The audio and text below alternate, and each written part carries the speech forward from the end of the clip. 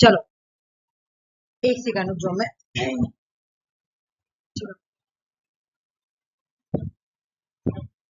अच्छा दिख रहा, देखो तो दिख रहा है कि नहीं दिख रहा, छोटा छोटा नहीं ना लग रहा, दिख रहा है सुषमा? अच्छा ठीक, देखो चलो स्टार्ट करते हैं, ठीक है। थॉमस हॉब्स, ठीक है ना। Thomas Hobbes was an English philosopher, ये एक इंग्लिश फिलोसफर थे, ठीक है ना। Thomas Hobbes English philosopher, England के थे, इंग्लिश फिलोसफर थे। सबसे पहले हम लोग उनका बुक को पढ़ेंगे, कौन कौन सी उनकी बुक है। देखो बुक का नाम है the elements of law. First book है द एलिमेंट्स ऑफ लॉ, उसके बाद है द काइव, ठीक है, द काइव। थर्ड बुक है लिबियाथन। फोर्थ है the cropper cropper the commune और बी है मॉथ, बी है मॉथ। अब मेरी को बात सुनो, तुम इस तरह का वेस्टर्न पॉलिटिकल थिंकर का हम लोग बुक कैसे याद करेंगे, हम बता रहे हैं सुनो। हम लोग फर्क कर कर पढ़ेंगे, ठीक है ना। कल हम लोग पढ़े तुम्हारा Aristotle and Plato. Aristotle and Plato में इस टाइप का वर्ड देखने को मिला? बिल्कुल भी नहीं। ये जो वर्ड है ना, ये सिर्फ हॉब्स से ही मैच खागा।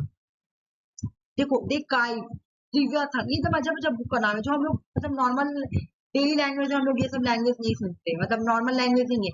सिर्फ एलिमेंट्स ऑफ लॉ जो है ना, ये कॉमन लैंग्वेज है। वैसे ही बोल रही हूँ कि नहीं? बाकी दे काइव, लिवियाथन, दे क्रॉपर, दे होमेन या बी होमन, ये सब जो बुक है ना, ये बिल्कुल ही तुम्हारा ऐसा वर्ड है जो मतलब हम लोग सुने नहीं है, ठीक है। हम लोगों को कंटिन्यू तो मतलब ऐसा वर्ड नहीं सुने, तो ये हॉब से बिलोंग करता है सब। अब एग्जाम में क्वेश्चन आ गया, देख काइफ किसका है, देख क्रॉपर किसका है, लिबियाथन किसका है, दे होमन किसका है, बी होमन, बी होमन किसका है, ये सब हॉब्स का बुक, ऐसे करके याद करना, ठीक है। अच्छा बुक जो है ना तुम्हारा क्रोनोलॉजिकल ऑर्डर भी आता है, तो सबसे पहले हॉब्स की बुक लिखते हैं, उसका नाम है एलिमेंट्स ऑफ लॉ, ठीक है। दूसरी बुक का नाम है द काइव। तीसरी बुक जो 1951 में लिखी गई थी वो है लिबियाथन। फोर्थ है द क्रॉपर। 60, मैं ठीक बोल रही हूँ ना, मैं 60-40 बोल रही हूँ ना, 1950 ना बोल रही हूँ। 60-55 में द क्रॉपर है। द होम जो है, हाँ ठीक, हाँ ठीक है, द होमन जो है वो 1658 की है, और बी होमन जो है वो 1682 के, लास्ट में बी होमॉथ है, ठीक है। और शुरू में द एलिमेंट्स ऑफ लॉ है, जैसे याद करना। उसके बाद ये जो यहाँ पे दिख रहा है, तो वो लिबियाथन को कितने पार्ट में बांटा गया है, ये एग्जाम का क्वेश्चन है, ठीक है। एग्जाम में ये क्वेश्चन आया हुआ था कि लिबियाथन को कितने बुक्स में बांटा गया है। लिबियाथन को 4 बुक्स में बांटा गया है। लिबियाथन इज डिवाइडेड इनटू 4 बुक्स। लिबियाथन जो बुक है ना, जो कि 1651 में लिखी गई थी, ये बुक बहुत इंपॉर्टेंट है। हाँ, इस बुक को इन्होंने 4 बुक में बांटा है। एक में इन्होंने मैन के बारे में लिखा है, एक में इन्होंने कॉमनवेल्थ के बारे में लिखा है, एक में इन्होंने क्रिश्चियन कॉमनवेल्थ के बारे में लिखा है, एक में इन्होंने किंगडम ऑफ द डार्कनेस के बारे में बताया, किंगडम ऑफ डार्कनेस, ठीक है। लिबियाथन बुक जो है वो मैन, कॉमनवेल्थ, क्रिश्चियन कॉमनवेल्थ हो गया। तो देखो यहाँ पर जो तुम्हारा है ना मैन कॉमनवेल्थ, फिर यहाँ पर भी कॉमनवेल्थ है, लेकिन यहाँ पे क्रिश्चियन लगा दिया गया। फिर of the kingdom of darkness, of the kingdom of darkness, ये लिबियाथन को 4 पार्ट में बांटा गया। फिर ये भी प्रीवियस ईयर क्वेश्चन है, बोला गया कि ऑफ मैन को कितने पार्ट में बांटा गया, ऑफ मैन को। तो जो ये जो बुक 1 है, देखो ये बुक 1 हो गया, यहाँ पे देखो बुक 1, बुक 2, बुक 3, बुक 4। अगर एग्जाम में क्वेश्चन आए कि लिबियाथन का इसमें से कौन सा बुक 4 है, ठीक है, या कौन सा बुक 1 है, कौन सा बुक 2 है, कौन सा बुक 1 है, 1 मैन है, बुक 2 कौन सा है लिबियाथन का, कॉमनवेल्थ, बुक 3 क्या है। तो देखो एक चीज तुमको मैं याद करने का तरीका बता रही हूँ, 3 है तो आराम से याद हो जाएगा। देखो देखो अगर तुमको एग्जाम में देखो जैसे बुक 1 है तो उसमें सिर्फ खाली मैन के बारे में लिखा गया है ना। बुक 1 है तो इसमें सिर्फ मैन के बारे में लिखा गया, एक है तो खाली मैन के बारे में। बुक 2 है तो इसमें दो चीज के बारे में लिखा गया है, कॉमन और वेल्थ के बारे में, ये बुक 2 है। जो बुक 3 है उसमें 4 चीज के बारे में लिखा गया है, क्रिश्चियन के बारे में, कॉमन के बारे में और वेल्थ के बारे में। बाकी जो तुम्हारा किंगडम ऑफ डार्कनेस है ना, ये 4 नंबर में आएगी, ठीक है ना। फिर एक क्वेश्चन था आया था तुम्हारा दूसरे ईयर में, इसी से क्वेश्चन आया, जो बुक 1 है ना उसको कितने चैप्टर में बांटा गया है, नहीं क्वेश्चन ऐसे नहीं था, क्वेश्चन ऐसे बोला गया है ना, कि जो बुक 1 ऑफ मैन है, ठीक है ना, बुक 1 कौन है, लिव्याथन का मैन है, एक ही मैन है, एक ही मैन है। तो मैन का चैप्टर 4 में क्या लिखा गया है और मैन के चैप्टर 5 में क्या लिखा हो। मैं चाहूँ तो चैप्टर 1, चैप्टर 2, चैप्टर 3, चैप्टर 4 सब पढ़ाऊँ, बिकॉज इतना भी टाइम नहीं है, जो एग्जाम में आया इसी में उसको सिखाएं, ठीक है। तो चैप्टर 4 में लिखा गया है बुक, देखो ऐसे है, पहले लिव्याथन, ठीक है, लिव्याथन को 4 पार्ट में बांटा गया, लिव्याथन को 4 बुक में बांटा गया। एक का नाम है मैन, ठीक है, दूसरा का नाम है कॉमनवेल्थ, तीसरा का नाम है क्रिश्चियन, कॉमनवेल्थ, और फिर किंगडम ऑफ डार्कनेस, ठीक है ना। उसके बाद तो इस बुक को मैन के चैप्टर 4 ना, मैन के चैप्टर 4 में और चैप्टर 5 में, ठीक है ना, चैप्टर 4 में स्पीसीज के बारे में लिखा गया है, ठीक है, और चैप्टर 5 में रीजन एंड साइंस के बारे में लिखा गया है। मैं जब पूरा पढ़ाऊंगी ना, जब पढ़ाती ना, मैं पूरा पढ़ाती कि 1 में क्या बोला गया, 2 में क्या, लेकिन बिकॉज अब इतना टाइम है नहीं, तो सिर्फ जो इम्पोर्टेंट है वो पढ़ा। बुक 1 ऑफ मैन, जो लिव्याथन का बुक 1 है, ठीक है ना, यानी मैन, तो मैन के चैप्टर 4 में स्पीसीज के बारे में बोला गया है, चैप्टर 5 में रीजन एंड साइंस के बारे में बोला गया है, और हॉब्स का कंपैरिजन किसके साथ किया जाता है, मैकियावेली के साथ किया जाता है। अगर एग्जाम में क्वेश्चन आए कि हॉब्स का कंपैरिजन किसके साथ किया जाता है, तो मैकियावेली के साथ कंपैरिजन किया जाता है। उसके बाद यहाँ पे देखो, थॉमस हॉब्स और निकोलस मैकियावेली जो है, ये दोनों ही रियलिज्म से बिलोंग करते हैं, और दोनों ने क्या किया पता है, Thomas Hobbes and Nicholas Machiavelli of the a verb given adopt, ये लोग एडॉप्ट करते हैं अपने राइटिंग में। जब ये लोग लिखते हैं ना, तो अपने राइटिंग को जब लिखते हैं ना, तो ये कौन सा मेथड यूज करते हैं, तो इंडक्टिव मेथड को यूज करते हैं। Hobbes similar to Machiavelli, because कि दोनों जब, इसलिए इनको कंपैरिजन किया जाता है क्योंकि हॉब्स भी रियलिज्म और मैकियावेली भी रियलिज्म। और एक और बात है जो दोनों में कॉमन है, ये लोग जब दोनों ही अपना राइटिंग लिखते हैं ना, दोनों ही इंडक्टिव मेथड को यूज करते हैं। हो गया। हॉब्स जो है ना, वो एक वेस्टर्न पॉलिटिकल थिंकर के अगेंस्ट है, इसका नाम क्या है, हॉब्स जो है ना वो अपोज है एरिस्टोटल के, ये एरिस्टोटल के बिल्कुल अगेंस्ट है। क्यों? क्योंकि एरिस्टोटल क्या बोलता है, man is a prior to state, मतलब एरिस्टोटल कल बोल रहा था, मैं पढ़ा रही थी तुम लोगों, वो बोलता है कि पहले स्टेट आया, मैन से भी पहले जो है ना, man is a prior to state, man is a prior to state, man पहले है स्टेट से, नहीं नहीं नहीं, यहाँ पे state is prior to man, तो ये ना बोलता है कि स्टेट मैन से पहले, यहाँ पे मुझे लग रहा है कुछ मिस्टेक हुआ, क्या मैं सही कर दूं, man is a prior to state नहीं होगा, state is a prior to man. मतलब यहाँ पे एरिस्टोटल बोला है कि स्टेट पहले आया, ठीक है, स्टेट जो है ना वो पहले आया, ये बात वो बोलता है। कल में पढ़ाई भी थी कि एरिस्टोटल बोलता है कि मेरे लिए स्टेट जो है ना वो पहले है मैन से, है ना, स्टेट इज ए प्रायर,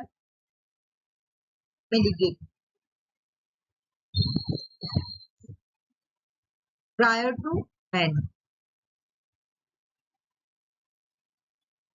अब देखो इस बात को ना हॉब्स क्रिटिसाइज करती है, बिकॉज की हॉब्स बोलते कि नहीं, पहले इंडिविजुअल इंपॉर्टेंट है, पहले इंडिविजुअल इंपॉर्टेंट है, पहले हॉब्स का व्यू है कि इंडिविजुअल इंपॉर्टेंट है, इससे वो एरिस्टोटल को क्रिटिसाइज करते हैं।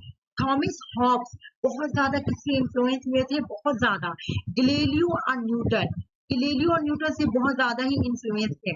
अगर एग्जाम में क्वेश्चन आए कि थॉमस हॉब्स जो है वो किससे ज्यादा इन्फ्लुएंस हुए थे, तो गैलीलियो से, न्यूटन से। क्यों?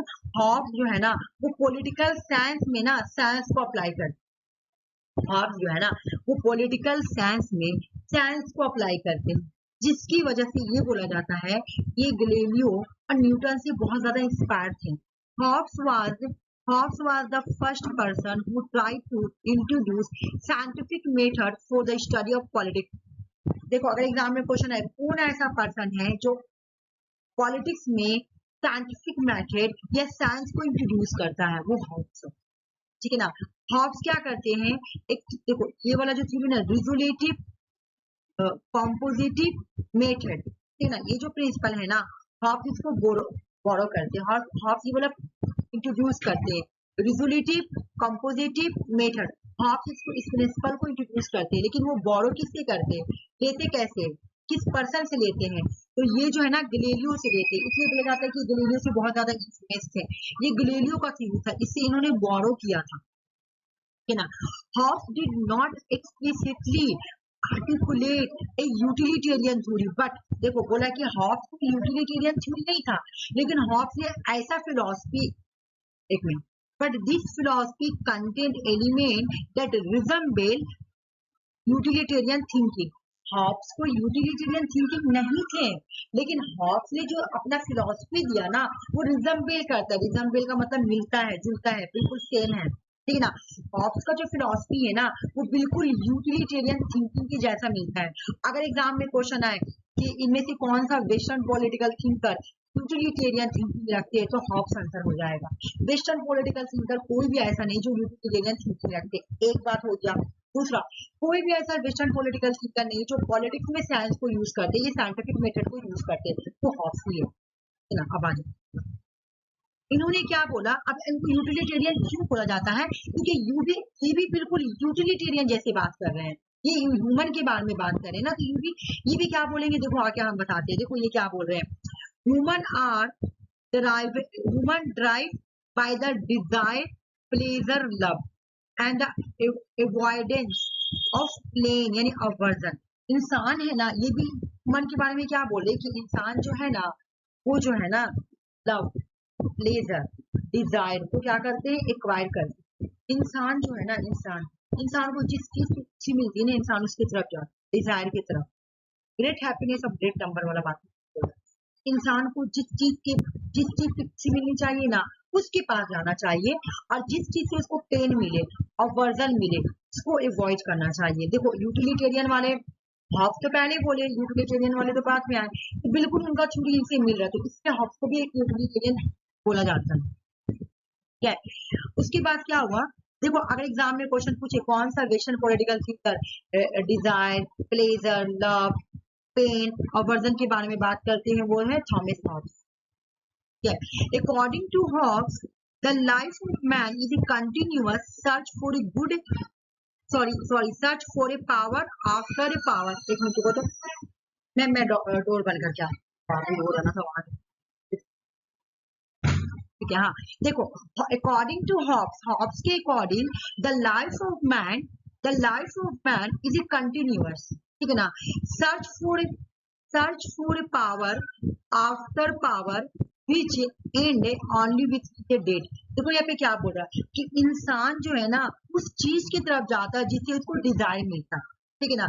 तो इंसान को डिजायर किस चीज से मिलेगा, पावर इंसान को पावर, हर कोई चाहता है मुझे पावर मिले, मुझे स्टेटस मिले, है ना। तो मैकियावेली बोल रहे हैं ना कि इंसान के लाइफ में वो कंटिन्यूअस पावर को सर्च करता है, पावर मिलने के बाद भी पावर को सर्च करता है। एंड कब होता है, जब वो मर जाता है, ठीक है ना। Which end only with the dead, ये कब खत्म होगा, इंसान को जो ये पावर का डिजायर है ना, इंसान के अंदर जो पावर का डिजायर है ना, ये कब खत्म होगा, जब उसका डेड होगा तब, है ना, जब उसका डेड होगा तब। आइए कोटेशन का, अगर ऐसा कोटेशन आया, किसने बोला कि इंसान पावर के लिए हमेशा कंटिन्यूअस सर्च करते रहता है, ठीक है ना, लेकिन ये सर्च कब खत्म होगा, जब वो डेड हो जाए। तो कौन सा वेस्टर्न पॉलिटिकल थिंकर ने पावर के बारे में ऐसा बोला है, वो है हॉब्स। नेक्स्ट आ जाओ, थॉमस हॉब्स की जो बुक है लिवियाथन, इसमें एक बार मैं बता रही हूँ, थॉमस हॉब्स की बुक जो लिवियाथन है ये कब लिखी गई थी, 1651 में, ठीक है ना। यहाँ पे एक स्टोरी में बता रहे हैं, रुक जाओ। Is a seminal work that laid the foundations for a social contract theory in this book। इस बुक में Hobbes address the issue of English Civil War which he personally witnessed. तो क्या हुआ था जब तुम्हारा इंग्लिश सिविल वॉर फ्रांस में हो रहा, ठीक है ना, हॉब्स ने उसको अपने आंखों से विटनेस किया था। मैं बता रही हूँ क्यों, कि वहां पे हॉब्स जो है ना, वहां पे जो वहां पे मोनारिक मतलब मैं स्टार्टिंग का बता रही हूँ, एक स्टोरी यहाँ पे कि हॉब्स जो है ना वो प्रिंस को पढ़ाने जाते थे, इंग्लैंड के जो प्रिंस थे उनके बेटों को पढ़ाने जाते थे, क्या है? तो उसके बाद क्या हुआ कि वहां पर वार होने लगा, है ना, सिविल वार, ठीक है, कि मोनार्की को हटा के वहां पे डेमोक्रेसी लाया जाए, वार होने लगा। तो वहां का जो सिचुएशन है ना वो हॉब्स ने अपनी आंखों से देखा, वो हॉब्स ने अपनी आंखों से देखा, ठीक है। तो उसके बाद वो बता रहे हैं, पता है क्या, अब ये क्वेश्चन एग्जाम में आता है, देखो इवन आया हुआ भी है, state of nature, state of nature, state Hobbes का जो स्टेट ऑफ नेचर है ना वो pre political and pre social condition है। ये वाला मैं हाईलाइट करना भूल गई, बहुत इंपॉर्टेंट है। देखो ये जो प्री पॉलिटिकल और प्री सोशल कंडीशन एग्जाम में पूछता है, मैं हॉब्स का पढ़ाई थी और एग्जाम में वो आया था। हॉब्स का जो स्टेट ऑफ नेचर है वो प्री पॉलिटिकल या प्री सोशल कंडीशन है, मतलब कहने का मतलब मैं बता रही हूँ, हॉब्स का जो स्टेट ऑफ नेचर है ना तो यहाँ पे पॉलिटिकल है और ना ही यहाँ पे सोशल है। क्यों? क्योंकि यहाँ पे जो कंडीशन है ना, लोगों का जो कंडीशन है ना जिंदगी की, लाइफ जीने की, जो लाइफ गुजारने की जो तरीका है ना, यहाँ पे लोग रहते कैसे, लोग सॉलिटरी है, पुअर है, नास्टी है, ब्रूटिस है, शॉर्ट है। स्टेट ऑफ नेचर जो है ना इधर स्टेट ऑफ वार है, of all against of all है, इस तरह का सिचुएशन है। तो इसलिए हम बोलेंगे ना तो यहाँ पे लोगों को ना तो यहाँ पे लोगों को ना तो यहाँ पे लोगों को पॉलिटिकल के बारे में नॉलेज है, पॉलिटिक्स क्या होती है, ना तो लोगों को बारे में यहाँ सोसाइटी के बारे में पता है, ठीक है। स्टेट ऑफ नेचर में हॉब्स का जो स्टेट ऑफ नेचर है, देखो यहाँ पे पढ़ो, मैं समझा रही हूँ। हॉब्स का जो स्टेट ऑफ नेचर है ना वो प्री पॉलिटिकल है, प्री पॉलिटिकल, ठीक है, प्री पॉलिटिकल है, याद रखो क्या प्री पॉलिटिकल है, एग्जाम में पूछेगा इसमें से किसका प्री पॉलिटिकल है, क्योंकि मैं भी फर्क भी बताऊंगी किसका प्री पॉलिटिकल है किसका प्री सोशल। जैसे लॉ का प्री पॉलिटिकल है, सिर्फ प्री पॉलिटिकल, ठीक है, और इसका pre political and pre social दोनों है। क्यों? क्योंकि यहाँ पे लोगों को पता नहीं कि जिंदगी कैसे जीना है। अगर उनको पता होता ना कि हाँ अगर वो लोग एक दूसरे के साथ अच्छे से मिलकर रह रहे हैं, ठीक है, एक दूसरे के साथ मिलकर अच्छे से रह रहे हैं ना, तब हम बोलते कि उन लोगों को सिर्फ प्री पॉलिटिकल नॉलेज नहीं है, बाकी सब नॉलेज नहीं।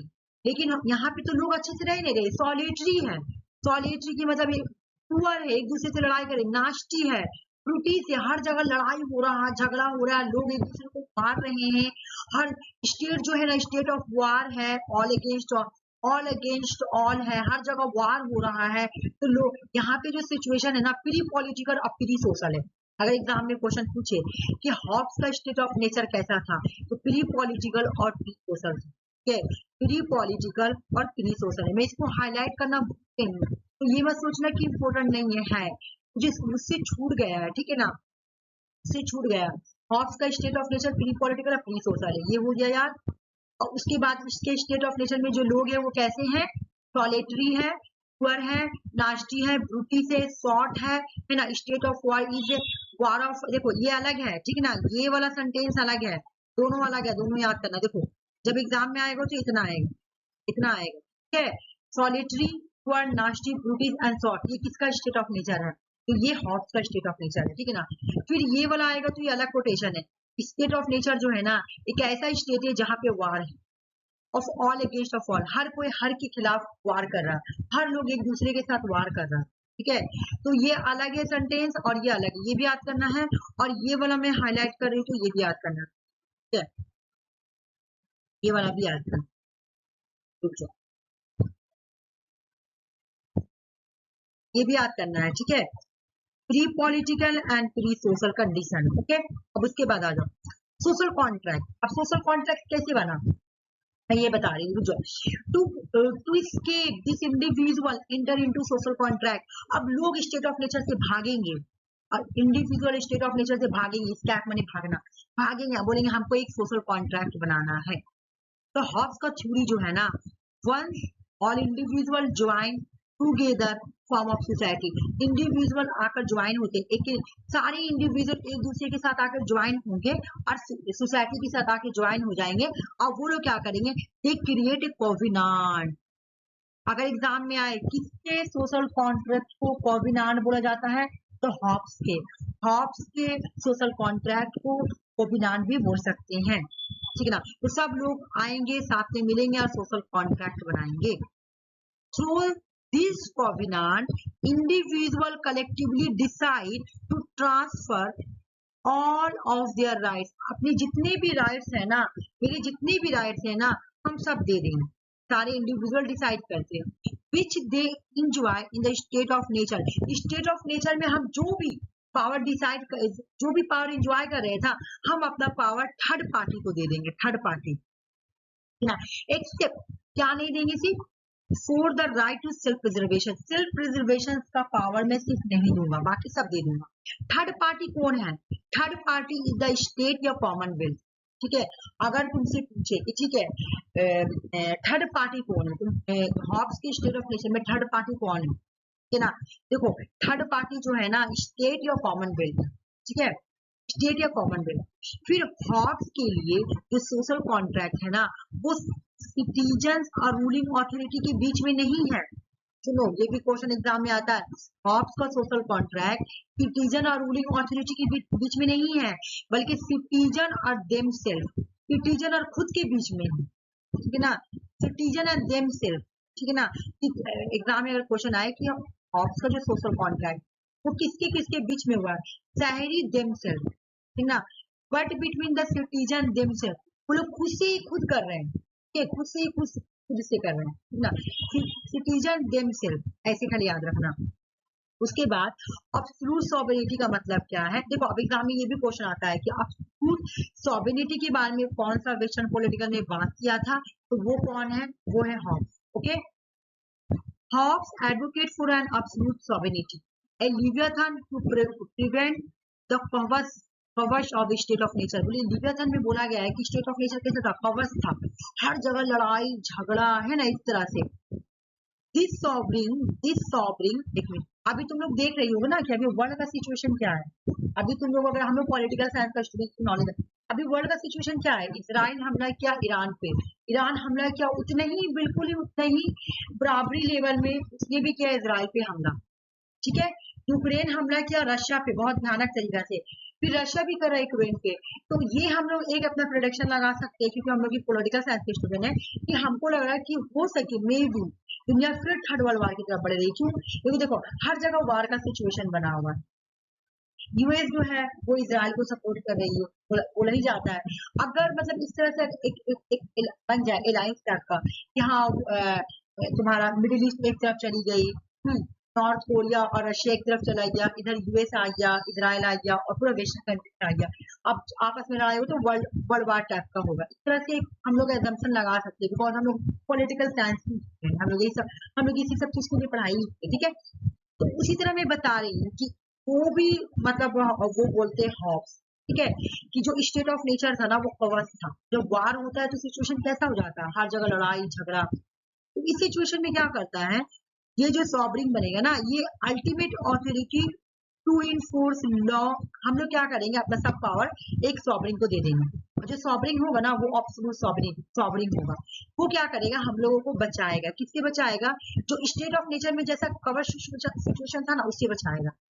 ये जो सॉवरिंग है ना, इसको हम लोग अल्टीमेट पावर दे देंगे, ठीक है ना, पूरा पावर दे देंगे कि लो आप ना लॉ को इन्फोर्स करो और हमारे लिए कॉमन गुड करो, हमारे लिए कॉमन गुड, ठीक है। उसके बाद कि जब लोग ना स्केपिंग, जब लोग स्टेट ऑफ नेचर से भाग जाएंगे, ठीक है, तो उनको कुछ नेचुरल लॉ के बारे में बता रहे क्या। According to Hobbes people in the state of nature will be discover, लोग अकॉर्डिंग टू हॉब्स लोग जो है ना डिस्कवर करेंगे, ठीक है ना। जब वो स्टेट ऑफ नेचर से भागेंगे ना तो वो कुछ नेचुरल लॉ को डिस्कवर करेंगे, लोग डिस्कवर करेंगे, ठीक ना, कुछ नेचुरल लॉ को through the issue of reason, अपने रीजन के थ्रू। तो हॉब्स का नेचुरल लॉ कितना है, 19 है, ठीक है। इसको क्या बोला जाता है, आर्टिकल्स ऑफ पीस, सुनो, हम लोग जब पढ़े थे लॉक का 3 नेचुरल लॉ है, लेकिन हॉब्स का 19 है, जिसमें से हम लोग 2 बहुत पढ़ के। हॉब्स का नेचुरल लॉ कितना है? 19 है, याद रखना। जब लोग है ना स्टेट ऑफ नेचर से बाहर आएंगे ना, तो वो डिस्कवर करेंगे, नेचुरल लॉ डिस्कवर करेंगे अपने रीजन का यूज अपने रीजन का यूज कर कुछ नेचुरल लॉ को डिस्कवर करेंगे। तो ये नेचुरल लॉ कितने हैं? 19। और इस नेचुरल लॉ को क्या बोलेंगे? आर्टिकल ऑफ स्पीच, ठीक है ना। उसके बाद हॉब्स लिबर्टी के बारे में बोलते हैं कि लिबर्टी वहां है जहाँ पे लॉ साइलेंट, ठीक है ना। यहाँ पे तुमको क्या याद करना, मैं बता रही हूँ, अभी मैं पूछूंगी तुम लोग से एक एक कर free political, free social condition, state of nature है किसका? हॉब्स का। Solitary, poor, nasty, brutish and short, इनका स्टेट ऑफ नेचर है। फिर अगर ये क्वेश्चन पूछे कि state of nature is of war, all against all, किसका है? इसका भाई, तो हॉब्स का। ओके, हॉब्स का स्टेट ऑफ सोशल कॉन्ट्रैक्ट को क्या बोलते हैं? कॉविनांट। एब्सोल्यूट सॉवरेनिटी किसने दिया? हॉब्स ने दिया, ठीक है। लोग क्या करेंगे? अपना अल्टीमेट पावर सॉवरेन को दे देंगे, ठीक है। उसके बाद जब लोग स्टेट ऑफ नेचर से आएंगे, फिर क्वेश्चन ऐसे पूछूंगी मैं कि हॉब्स का नेचुरल लॉ कितने? तो हॉब्स का नेचुरल लॉ 19, ठीक है। तो उस 19 आर्टिकल का नाम क्या है? तो आर्टिकल्स ऑफ पीस ना, बस इतना ही, ये लास्ट पढ़ेंगे, हो गया। Liberty is where the law is silent. फिर हॉब्स फेलिसिटी के बारे में बोलते, देखो फेलिसिटी, देखो यहाँ पे, ये देखो, ये इंडिविजुअल क्वेश्चन आता है। फेलिसिटी किसने दिया? एग्जाम में आएगा इसे। फेलिसिटी अलग है, और एक हम लोग देखो जितने भी यूटिलिटेरियन थिंकर है ना, ये वाला वर्ड यूज करते हैं, ठीक है ना। लेकिन ये जो है ना फेलिसिटी, ये इन्होंने दिया। अभी हम यूटिलिटेरियन के बारे में पढ़ेंगे, उन्होंने अलग चीज दिया, उसी से मिलकर, ठीक है ना। लेकिन इन्होंने जो दिया उसका नाम है फेलिसिटी। फेलिसिटी, हाँ, हम भी पहले फेलिसिटी बहुत कंफ्यूज। हाँ, तो दोनों अलग है, बोथ आर डिफरेंट। हाँ, ठीक है। हाँ, दोनों देखो, हॉब्स भी यूटिलिटेरियन थिंकर है, वो लोग भी यूटिलिटेरियन बनकर बहुत बाहर, ठीक ना। फेलिसिटी याद रखना, फेलिसिटी किसने दिया? ऐसे इंडिविजुअल क्वेश्चन आएगा, फेलिसिटी किसने दिया? हॉब्स ने, ठीक ना। अब मतलब भी एग्जाम में आता है, मतलब देखो, continuous success in obtain those things which man full from time to time desire. इंसान का डिजायर कंटिन्यूअस बढ़ते जाएगा, एक डिजायर सक्सेसफुल होगा, दूसरा डिजायर के लिए इंसान का टाइम टू टाइम डिजायर बढ़ रहा है, इसका मतलब होता है डिजायर। इसका मतलब क्या होगा? डिजायर। मतलब इंसान को उसको एक चीज मिल गया, उसने ऑब्टेन कर लिया अपना चीज, ठीक ना, सक्सेसफुली उसने ऑब्टेन कर लिया। लेकिन एक मैन जो है ना, उसको जो चीज चाहता था उसको मिल गया, ठीक है ना, मिल गया। लेकिन मैन है ना, from time to time desire करता रहेगा, उसको उसका डिजायर कभी खत्म नहीं, ठीक है। ये क्वेश्चन देखो, law the rule of just ना अनजस्ट। बोला कानून जो है ना, कानून या रूल्स, वो जस्ट और अनजस्ट कुछ नहीं है। लॉ, रूल्स, जस्ट, अनजस्ट कुछ नहीं, नथिंग। बीइंग रिपोर्टेड, बस ये सिर्फ एक रिपोर्टेड है, बस ये सिर्फ नाम का है। Just that is not contrary to some law, कोई जस्ट वस्ट नहीं है, ये बस एक कॉन्ट्रेरी कुछ लॉ है, ये बोल रहा है लॉ के बारे में, ठीक ना।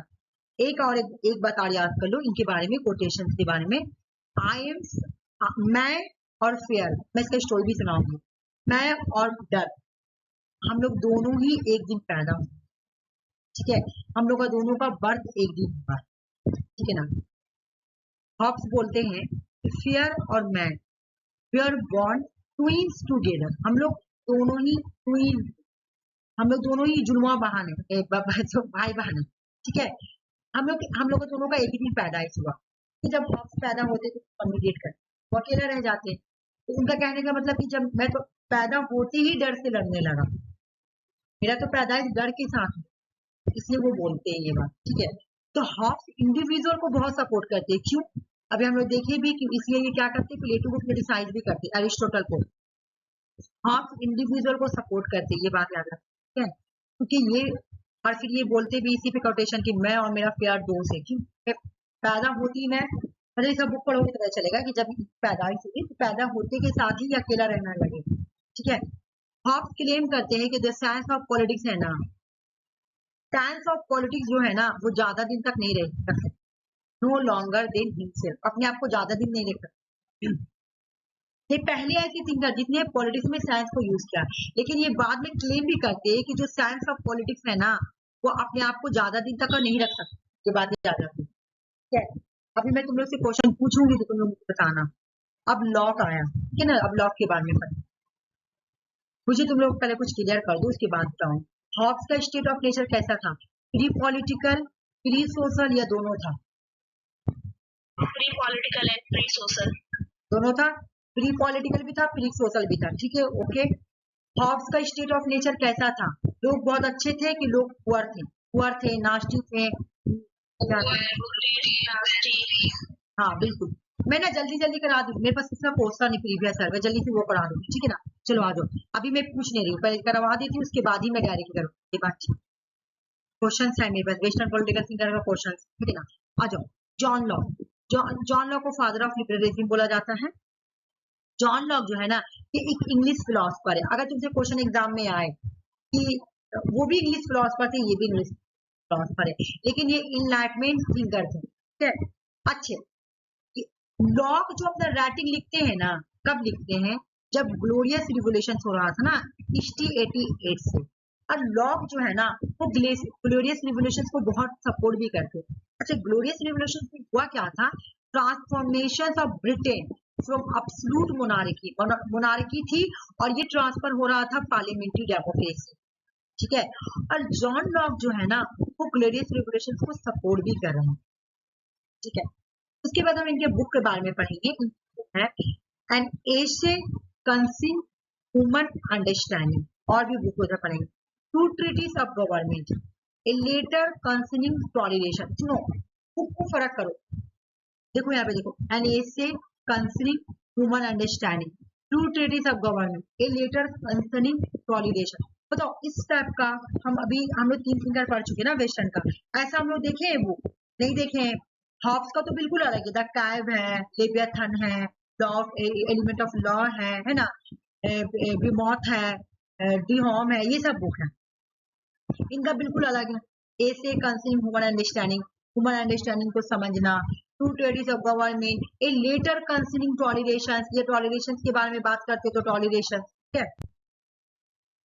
इनका स्टेट ऑफ नेचर कैसा है देख लो, सिर्फ प्री पॉलिटिकल है, सिर्फ प्री पॉलिटिकल, देख रही हो, सिर्फ प्री पॉलिटिकल। हॉब्स का दोनों है, क्यों? क्योंकि हॉब्स में लोग अच्छा जिंदगी नहीं, वो लोग नास्टी थे, पुअर थे, मतलब उनको सोसाइटी का भी नॉलेज नहीं था कि सोसाइटी क्या है। और हॉब्स के स्टेट ऑफ नेचर में लोग बहुत अच्छे से रहते हैं, है ना, पीसफुल रहते हैं, म्यूचुअल असिस्टेंस, गुडविल, है ना, अच्छे से रह रहे हैं, तो इसलिए यहाँ पे प्री पॉलिटिकल है, ओके। यहाँ पे लोगों को 3 तरह का राइट मिला हुआ है, एक इंडिविजुअल को LLP, life, liberty and property. उसके बाद ये देखो, ये जो नेचुरल राइट्स है ना, ये इनएलाइनेबल है और इनवायलेबल है। ये नेचुरल राइट मिला है लोगों को ना, लाइफ, लिबर्टी। ये राइट किसी की, इसको ना तो कोई छीन सकता है, ना तो कोई इसको, ना तो इसके बिना इंसान रह सकता है, ठीक है ना। अभी वो मेरी बात सुनो, तो लोग जब लॉ ऑफ नेचर, ना, लॉ ऑफ नेचर मतलब स्टेट ऑफ नेचर में जो लोग रह रहे हैं, इसको गवर्न कौन कर रहा है? ये भी एग्जाम में क्वेश्चन आया हुआ है कि स्टेट ऑफ नेचर में जो लोग रह रहे हैं, मान लो यहाँ मैं एग्जांपल दे रही हूँ, ये क्या है? ये लॉ का स्टेट ऑफ नेचर है। यहाँ पे लोग बहुत अच्छे से रह रहे हैं, पीसफुली रह रहे हैं, ठीक है, म्यूचुअल असेस कर रहे हैं, गुड विल रह रहे हैं, अच्छे से सब मिल के साथ मिल के रह रहे हैं, ठीक है ना। तो लोगों को एलएलपी भी मिला हुआ है यहाँ पर, ठीक है ना। अब ये बताओ कि ये जो साथ मिलके लोग रह रहे हैं स्टेट ऑफ नेचर में, इन लोगों को गवर्न कौन कर रहा है? इन लोगों को गवर्न कौन कर रहा है? Law of nature. तो लॉ के स्टेट ऑफ नेचर में उन लोगों को गवर्न कौन करता है? उन लोगों को गवर्न कौन कर रहा है? तो लॉ ऑफ नेचर। अगर एग्जाम में क्वेश्चन आए कि लॉ का स्टेट ऑफ नेचर में जो पीपल रहते हैं, जो लोग रहते हैं, वो गवर्न किसके जरिए किए जा रहे हैं? के थ्रू गवर्न किए जा रहे हैं, तो वो लॉ ऑफ नेचर के थ्रू गवर्न किए जा रहे हैं, याद रखना। उसके बाद कि need for the social contract, हमको सोशल कॉन्ट्रैक्ट को जरूरत क्यों पड़ी, ठीक है ना, क्योंकि इतना अच्छा था, ये तो इतना अच्छा था, फिर क्यों? क्योंकि the absence of common authority lead to conflict. Common authority नहीं था, अब कॉमन ऑथोरिटी नहीं था, कोई चलाने के लिए, लॉ ऑफ नेचर था, ये तो कानून के, लॉ ऑफ नेचर क्या कि ये एलएलपी को लॉ ऑफ नेचर बोल रहा है, रियली को थोड़ा लोग चल रहे हैं, ठीक है ना। लेकिन कोई ऑथोरिटी बोल का नहीं था। जो लड़ाई हो रहा, मान लो कि स्टेट ऑफ नेचर में सब लोग साथ अच्छे से मिलकर रह रहे हैं, लेकिन हो सके कोई बात को लेकर दो लोगों के बीच में कॉन्फ्लिक्ट हो जाए, तो उस कॉन्फ्लिक्ट को रिजॉल्व करने के लिए कोई था नहीं, ठीक है ना। तब लोगों ने तब फिर स्टेट ऑफ नेचर जो अच्छा था ना, वो फिर कवर्स होने लगा, ठीक है ना। तब लोग वहां से निकले, अब बोले अब हमको एक सोशल कॉन्ट्रैक्ट बनाने की जरूरत है, तो लोग सोशल कॉन्ट्रैक्ट बनाते हैं, है ना। लोग आपस में मिलते हैं, people collectively agree to enter into social contract creating political society with a government that has authority।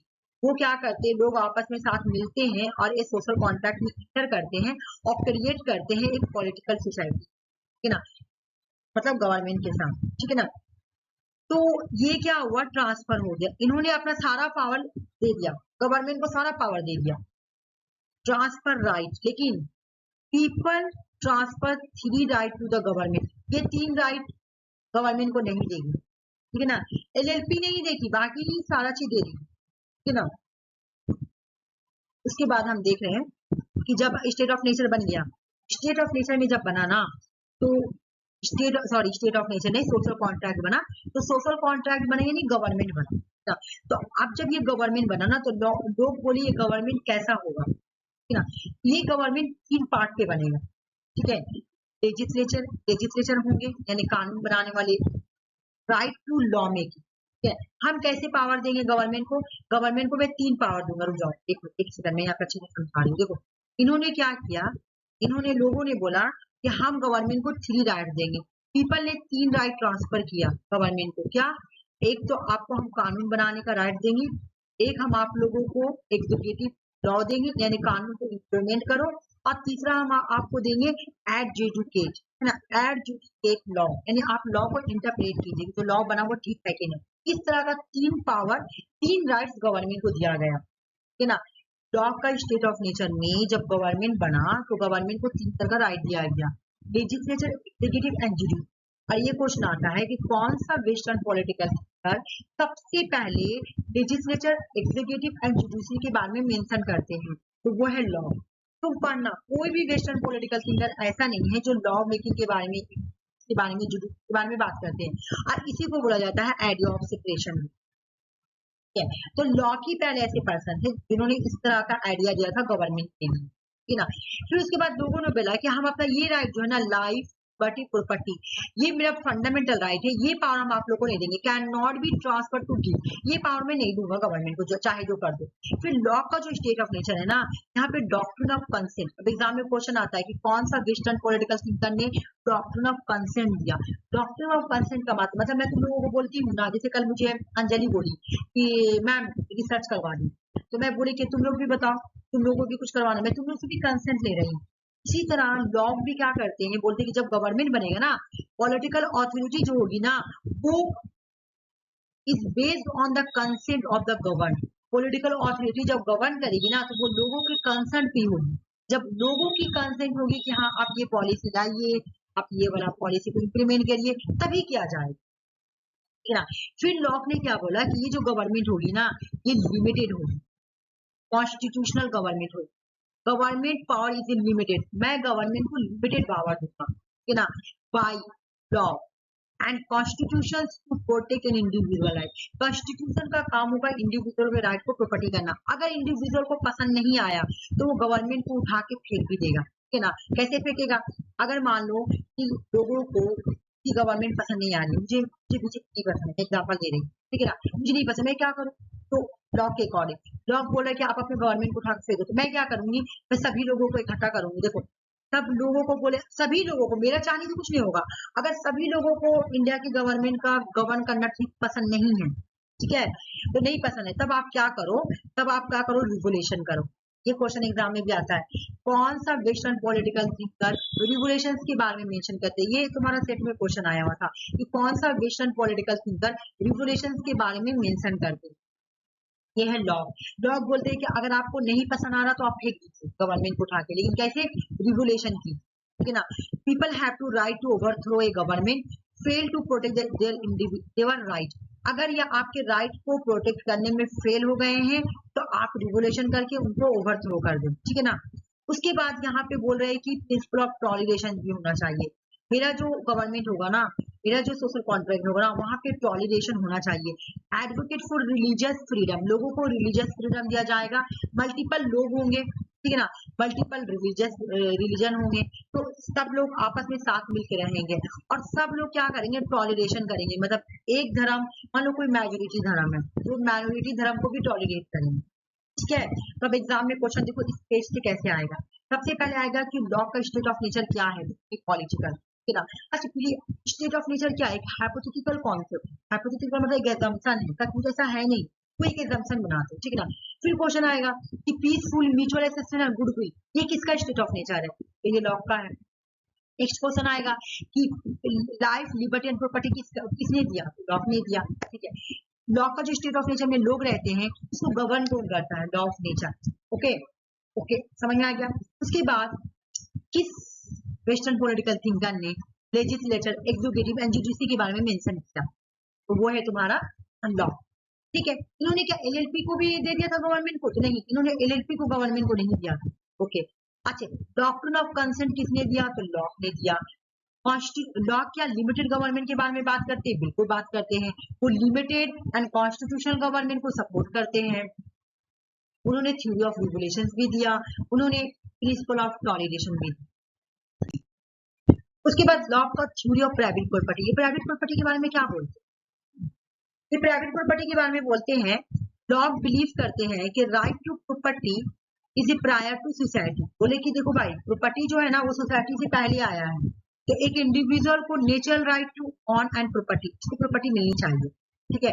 देखो कैसे, लेबर एंड प्रॉपर्टी, कहने का मतलब है ये वाला देखो, बोले ये जमीन खाली था, ठीक है, ये जमीन खाली था और एक इंसान आके यहाँ पे अपना क्या करता है, कल्टीवेशन करता है। जब कल्टीवेशन कर तो ये जमीन इस पर्सन का हो गया, क्यों, इसलिए अपना उसमें लेबर मिक्स किया, ठीक है ना। तो प्रॉपर्टी, जो ये property is a drive from one labour with an individual mix their labour, जब वो अपना लेबर मिक्स किया ना तो वो उसका हो गया, ठीक है। विथ रिसोर्सेज फ्रॉम नेचर, क्योंकि ये तो जमीन नेचर का था, ठीक है, उसमें उसने अपना लेबर मिक्स करके उसका कर लिया, ठीक है। तो they create property, for example cultivation, land और क्रिएटिंग गुड्स।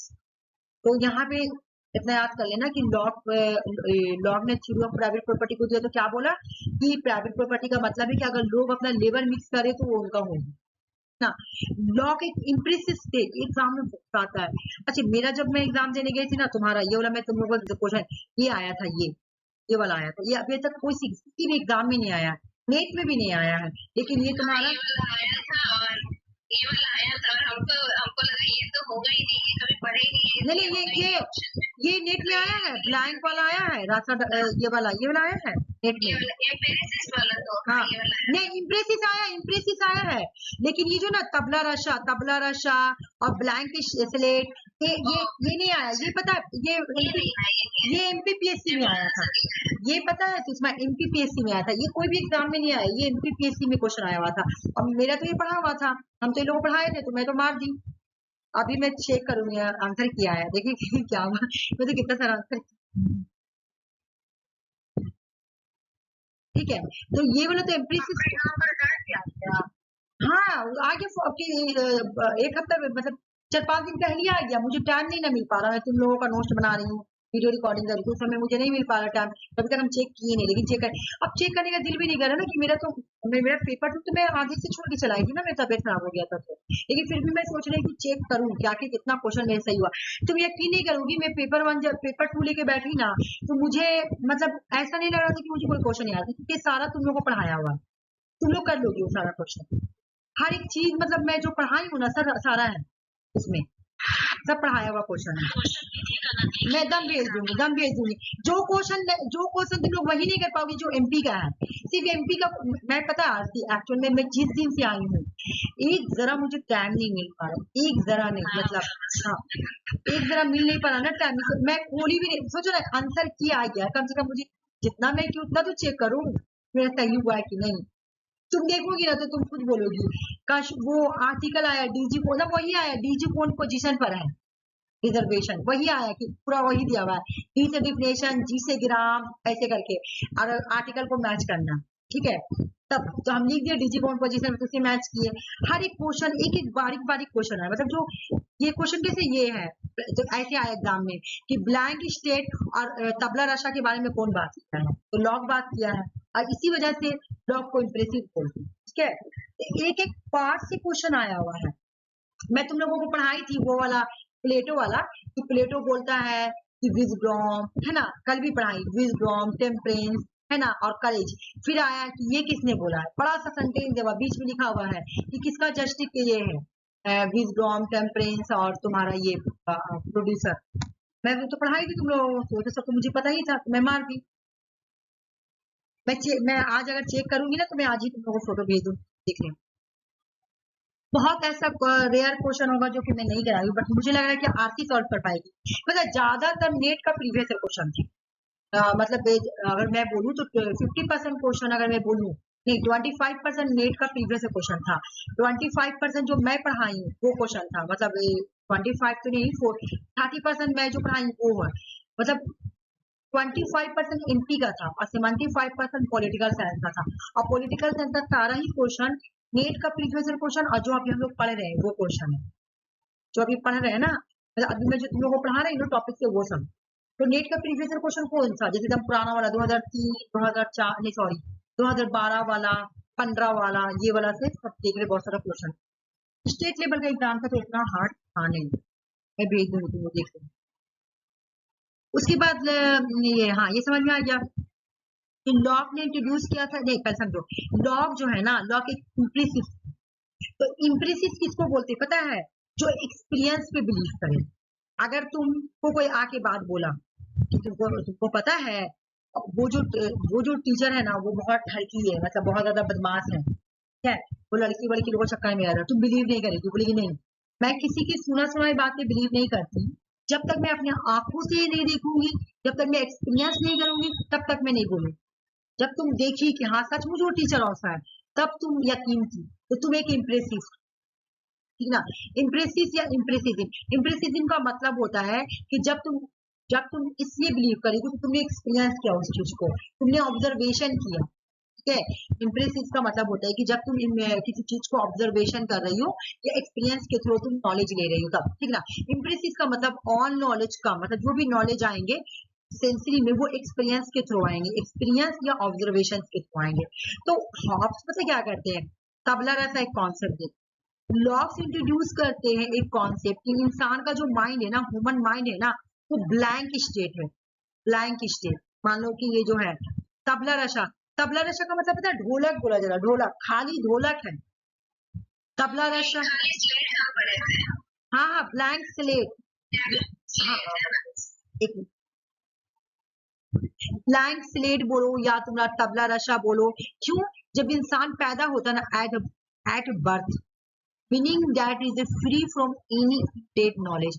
बोले इंसान पैदा हुआ, मान लो कि कोई इंसान है पैदा हुआ, इसके पैदाइश हुआ, तो उसका दिमाग खाली रहता है, लेकिन ये दिमाग भरता कैसे, जब इंसान एक्सपीरियंस करता है, जब ऑब्जर्वेशन होता है, जैसे जैसे वो बड़ा होता है, जैसे जैसे वो बड़ा होता है, वैसे वैसे वो एक्सपीरियंस करते करते करते करते एक दिन उसके पास पूरा नॉलेज आ जाता है।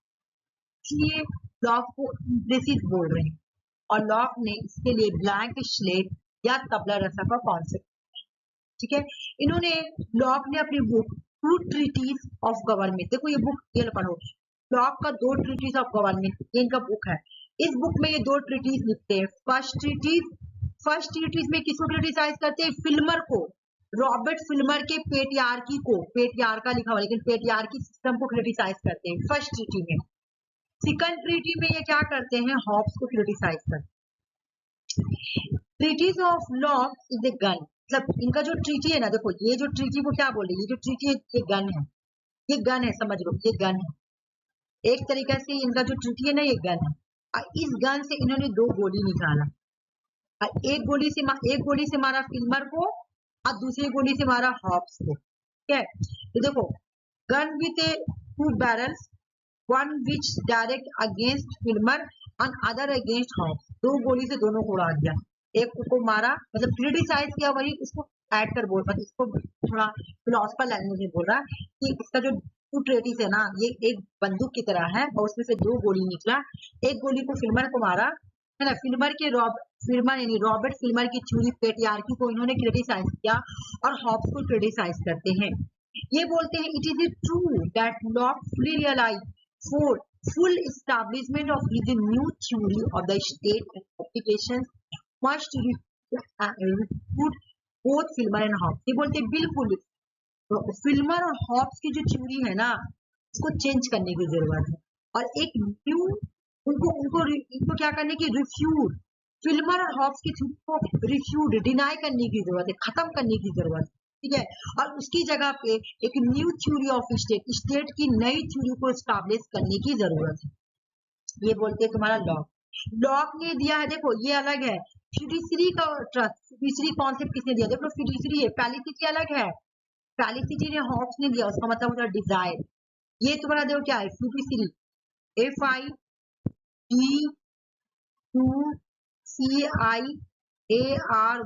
दूसरी, ठीक ना। लॉक ने दिया ये कॉन्सेप्ट, जॉन लॉक देते हैं ये वाला कॉन्सेप्ट, बोलते हैं ऑल गवर्नमेंट इज फिड्यूशियरी, जितने भी गवर्नमेंट है ना फिड्यूशियरी का मतलब कि इज फाउंडेड ऑन ट्रस्ट, जितने भी गवर्नमेंट को अगर इस्टेब्लिश किया जाए ना उसमें ट्रस्ट होना चाहिए, फिड्यूशियरी होनी चाहिए, फिड्यूशियरी। एग्जाम में क्वेश्चन आएगा फिड्यूशियरी का कॉन्सेप्ट किसने इंट्रोड्यूस किया, तो लॉक क्या है, इंग्लिसिस्ट है। लॉक ने इसमें किसको क्रिटिसाइज किया, एक को फिल्मर को क्रिटिसाइज किया, दूसरे को हॉब्स को क्रिटिसाइज किया, खत्म हो गया लॉ, ठीक है। अब आते हैं मैकियावेली, हम इसलिए पढ़ा रहे ना क्योंकि इससे रिलेटेड क्वेश्चंस है, वो क्वेश्चंस में कराऊंगी, अगर अभी हुआ तभी कराऊंगी तो मैं दूसरे दिन, ठीक है। फिर मैं ओरल टेस्ट भी ले लूंगी, ठीक है। जिस दिन कराऊंगी उस दिन ये भी रहेगा और ओरल टेस्ट भी रहेगा, तो तुम लोगों को मैं PDF सेंड कर दूंगी, तुम लोग पढ़ लेना। मैकियावेली रिनेसेंस पॉलिटिकल फिलोसफर है, इटली में रहते थे, इनको पॉलिटिकल रियलिज्म बोला जाता है। उसका नाम है the Prince Machiavelli advice. Prince में मैकियावेली एडवाइस देते हैं कि रूलर को यानी प्रिंस को कैसे एक्वायर करना और मेंटेन करना है पॉलिटिकल पावर, ठीक है। और कैसे रूथलेस एंड कनिंग, कैसे उनको वो सजेस्ट करते हैं कैसे उनको रहना है, कैसे कनिंगनेस करना है, कैसे चालाकी से उनको चलना है। ये देखो मैकियावेली का बुक हमेशा क्रोनोलॉजिकल ऑर्डर आता है, आर्ट ऑफ वार, ठीक है। सबसे पहले जब मैकियावेली जब अपने इटली में थे ना, फ्लोरेंस में पैदा उनका जो हुआ था बर्थ, तो फ्लोरेंस में जब वो पैदा हुए ना, तो वो जब छोटे से बड़े हुए ना, तो उनको पूरा जिंदगी ऐसा गुजरा तो वहां खाली वार हो रहा था, सिचुएशन बहुत खराब था। तो सबसे पहले पैदा हुए तो वो वार को ही देखे, उन्होंने आर्ट ऑफ वार लिखी, ठीक है। पैदा कहाँ हुए, तो पैदा जब वो आए उठे तो क्या देखे, आर्ट ऑफ वार, कहाँ पे देखे, फ्लोरेंस में देखे। मैं अभी इसको याद करने का ट्रिक बता रही हूँ, ठीक है ना, क्योंकि ये क्रोनोलॉजिकल ऑर्डर में ज्यादा आता है। पहला इनका है आर्ट ऑफ वार, ये पैदा हुए तो वार को देखे, कहाँ पे देखे, फ्लोरेंस में, है ना, क्योंकि फ्लोरेंस में ही पैदा हुए थे।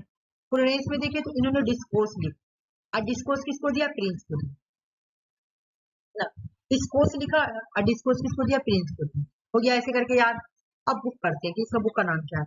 फर्स्ट बुक का नाम है आर्ट ऑफ वार, दूसरी बुक का नाम है हिस्ट्री ऑफ फ्लोरेंस, तीसरी के नाम है द डिस्कोर्स, फोर्थ का नाम है द प्रिंस। उसके बाद इन्होंने एक कॉन्सेप्ट दिया था, एंड जस्टिफाई होगा तो मीन्स, एग्जाम में क्वेश्चन आए, एंड जस्टिफाई है तो आपका मीन्स जस्टिफाई होगा, ये कॉन्सेप्ट का है, तो मैकियावेली का है, ठीक है ना, मैकियावेली का। उसके बाद मैकियावेली ह्यूमन नेचर के बारे में क्या बोलते हैं, ह्यूमन नेचर के बारे में देखो, सेल्फिश है इंसान, अनग्रेटफुल इंसान, फिकल माइंडेड इंसान, फ्रॉड इंसान, ग्रेडी इंसान, लालची है, इगोइस्टिक है इंसान, एग्रेसिव है इंसान, पॉजिटिव है इंसान, man can forget man forget the loss of his father, man इतना खराब है ना, अपने उसके फादर डेट कर जाएगा तो वो भूल जाएगा, लेकिन उसका दौलत अगर चला जाए ना, उसका प्रॉपर्टी लॉस ऑफ प्रॉपर्टी हो जाएगा ना, वो उसको नहीं भूल पाएगा, इंसान इतना खराब है। मैकियावेली जो है ना, वो रिलीजन एंड चर्च के बारे में क्या व्यू देते, वो एंटी चर्च थे, देख लो वो एंटी चर्च थे, not anti religion. Machiavelli anti religion नहीं थे, बार बार याद करो, बोलो, वो चर्च को नहीं पसंद करते थे, लेकिन वो रिलीजन के अगेंस्ट नहीं थे, वो इस चीज को नहीं मानते थे, ठीक है ना, लेकिन रिलीजन के अगेंस्ट नहीं थे। एंटी का मतलब किसी के अगेंस्ट जाना, तो मैकियावेली जो थे ना वो एंटी चर्च थे, वो एंटी रिलीजन नहीं थे, नॉट एंटी रिलीजन, याद रखना, मैकियावेली वो देखे थे जब उनका बर्थ हुआ और वो छोटे से बड़े हुए थे, वो क्या देखिए इटली में हर जगह लड़ाई हो रहा, खाली लड़ाई झगड़ा हुआ है ना, तो उसके लिए इन्होंने किसको रिस्पॉन्सिबल बोला? इटली में blame for the moral degradation of Italy. Italy का जो भी मोरल डिग्रेडेशन हुआ है ना, उसका रिस्पॉन्सिबल कौन है? The church. चर्च है इसका, सॉरी पर द चर्च है। मैकियावेली सपोर्ट करते हैं रिपब्लिक फॉर्म ऑफ गवर्नमेंट, यही बेस्ट ऑफ फॉर्म ऑफ है। मैकियावेली चर्च को, वो एंटी चर्च है लेकिन एंटी रिलीजन नहीं, याद रख। मैकियावेली जो है ना, वो क्या प्रिंस को एडवाइस देते हैं? देखो, मैकियावेली प्रिंस को बोलते हैं मॉडरेट बिहेवियर। प्रिंस तुम अपना ये एग्जाम में क्वेश्चन भी आता है, तो प्रिंस को क्या बोलते हैं, कैसा बिहेव रखते हैं? Moderate. Machiavelli advised the prince to pursue moderate behavior. He who wishes to be obeyed must know how to command. बोले तुम ये विश करो कि लोग मेरा ओबे करें, लोग मुझे माने, ना कि तुम उसको कमांड, लोगों को तुम ये करना सीखो, ओबे करना सीखो कि लोग मुझे माने, तुम कमांड करना नहीं, ये ना, मतलब he who wishes to obey must learn how to command. बताओ इसका मतलब, वो जो विश करे कि लोग माने, उनको ओबे करे, लोग उनके बात को माने और लोग उनको इस बात से जाने कि वो कैसे कमांड करे, ठीक है ना। मतलब अल्टीमेटली बात ये बोले कि आप ऐसा रूल कीजिए कि लोग आपके हर बात को माने और आपके हर कमांड को माने, है ना। प्राइमरी ऑब्जेक्टिव क्या है मैकियावेली का? स्टेट को कैसे प्रिजर्व करके रखो। द प्रिंस का मेन गोल होगा कि प्रिजर्व करके रखना स्टेट को, अपने पोजीशंस को, अपने पावर को, और मेंटेन करके रखना ऑर्डर एंड स्टेबिलिटी को। The Prince must protect the life and property of his subject. उसको अपने सब्जेक्ट मतलब कौन? लोग, हम लोग क्या नरेंद्र मोदी के सब्जेक्ट हो, उसी तरह सब्जेक्ट और सब्जेक्ट है, हम लोग नरेंद्र मोदी के सब्जेक्ट है, उसी तरह लोगों को सब्जेक्ट यहाँ बोला जा रहा है। आप अपने सब्जेक्ट की प्रॉपर्टी को और लाइफ को प्रोटेक्ट कीजिए, ठीक है ना। Threat to the preservation of his state according to Machiavelli. Machiavelli बता रहे हैं कि एक प्रिंस को किस चीज से थ्रेट है, उससे आपको बच के रहना है। इन्होंने बोला कि आपको फॉर्चूना से बच के रहना है। पहला फॉर्चूना या तो रिवर हो सकता है, फॉर्चूना या तो विमेन हो सकता है। विमेन में कौन? मूडी विमेन, आपको मूडी विमेन से बच के रहना है ना। या virtu fortuna. Machiavelli introduce करते the concept of virtu. प्रश्न बोले कि देखो भाई, आपको फॉर्चूना एज ए रिवर, आपको नदी के पानी से बच के रहना, मतलब कहने का मतलब फॉर्चूना बिल्कुल नदी के पानी जैसा है। फॉर्चूना कैन बी अनप्रेडिक्टेबल, जैसे नदी में जो बाढ़ आता है वो अनप्रेडिक्टेबल है, तो कभी भी आ सकता है, उसी तरह आपको बच के रहना है आपको अपना फॉर्चूना से। Like river flood, however preparation, आपको प्रिपेयर करना है, ठीक है ना, आपको मिटिगेट करना है। जैसे कि बारिश बहुत हो रही है तो आप क्या करो, लोगों को घर खाली करवा दो, ठीक है। विमेन, बूढ़ी विमेन इतना खतरनाक है ना। Machiavelli advise the priest to wary of the capricious nature of fortune comparing is to बूढ़ी विमेन से दूर रहो। पॉलिटिक्स मेंटेन करेगी, बहुत खतरनाक करेगी। विमेन से दूर रहो, किस टाइप की विमेन से? बूढ़ी विमेन से दूर रहो।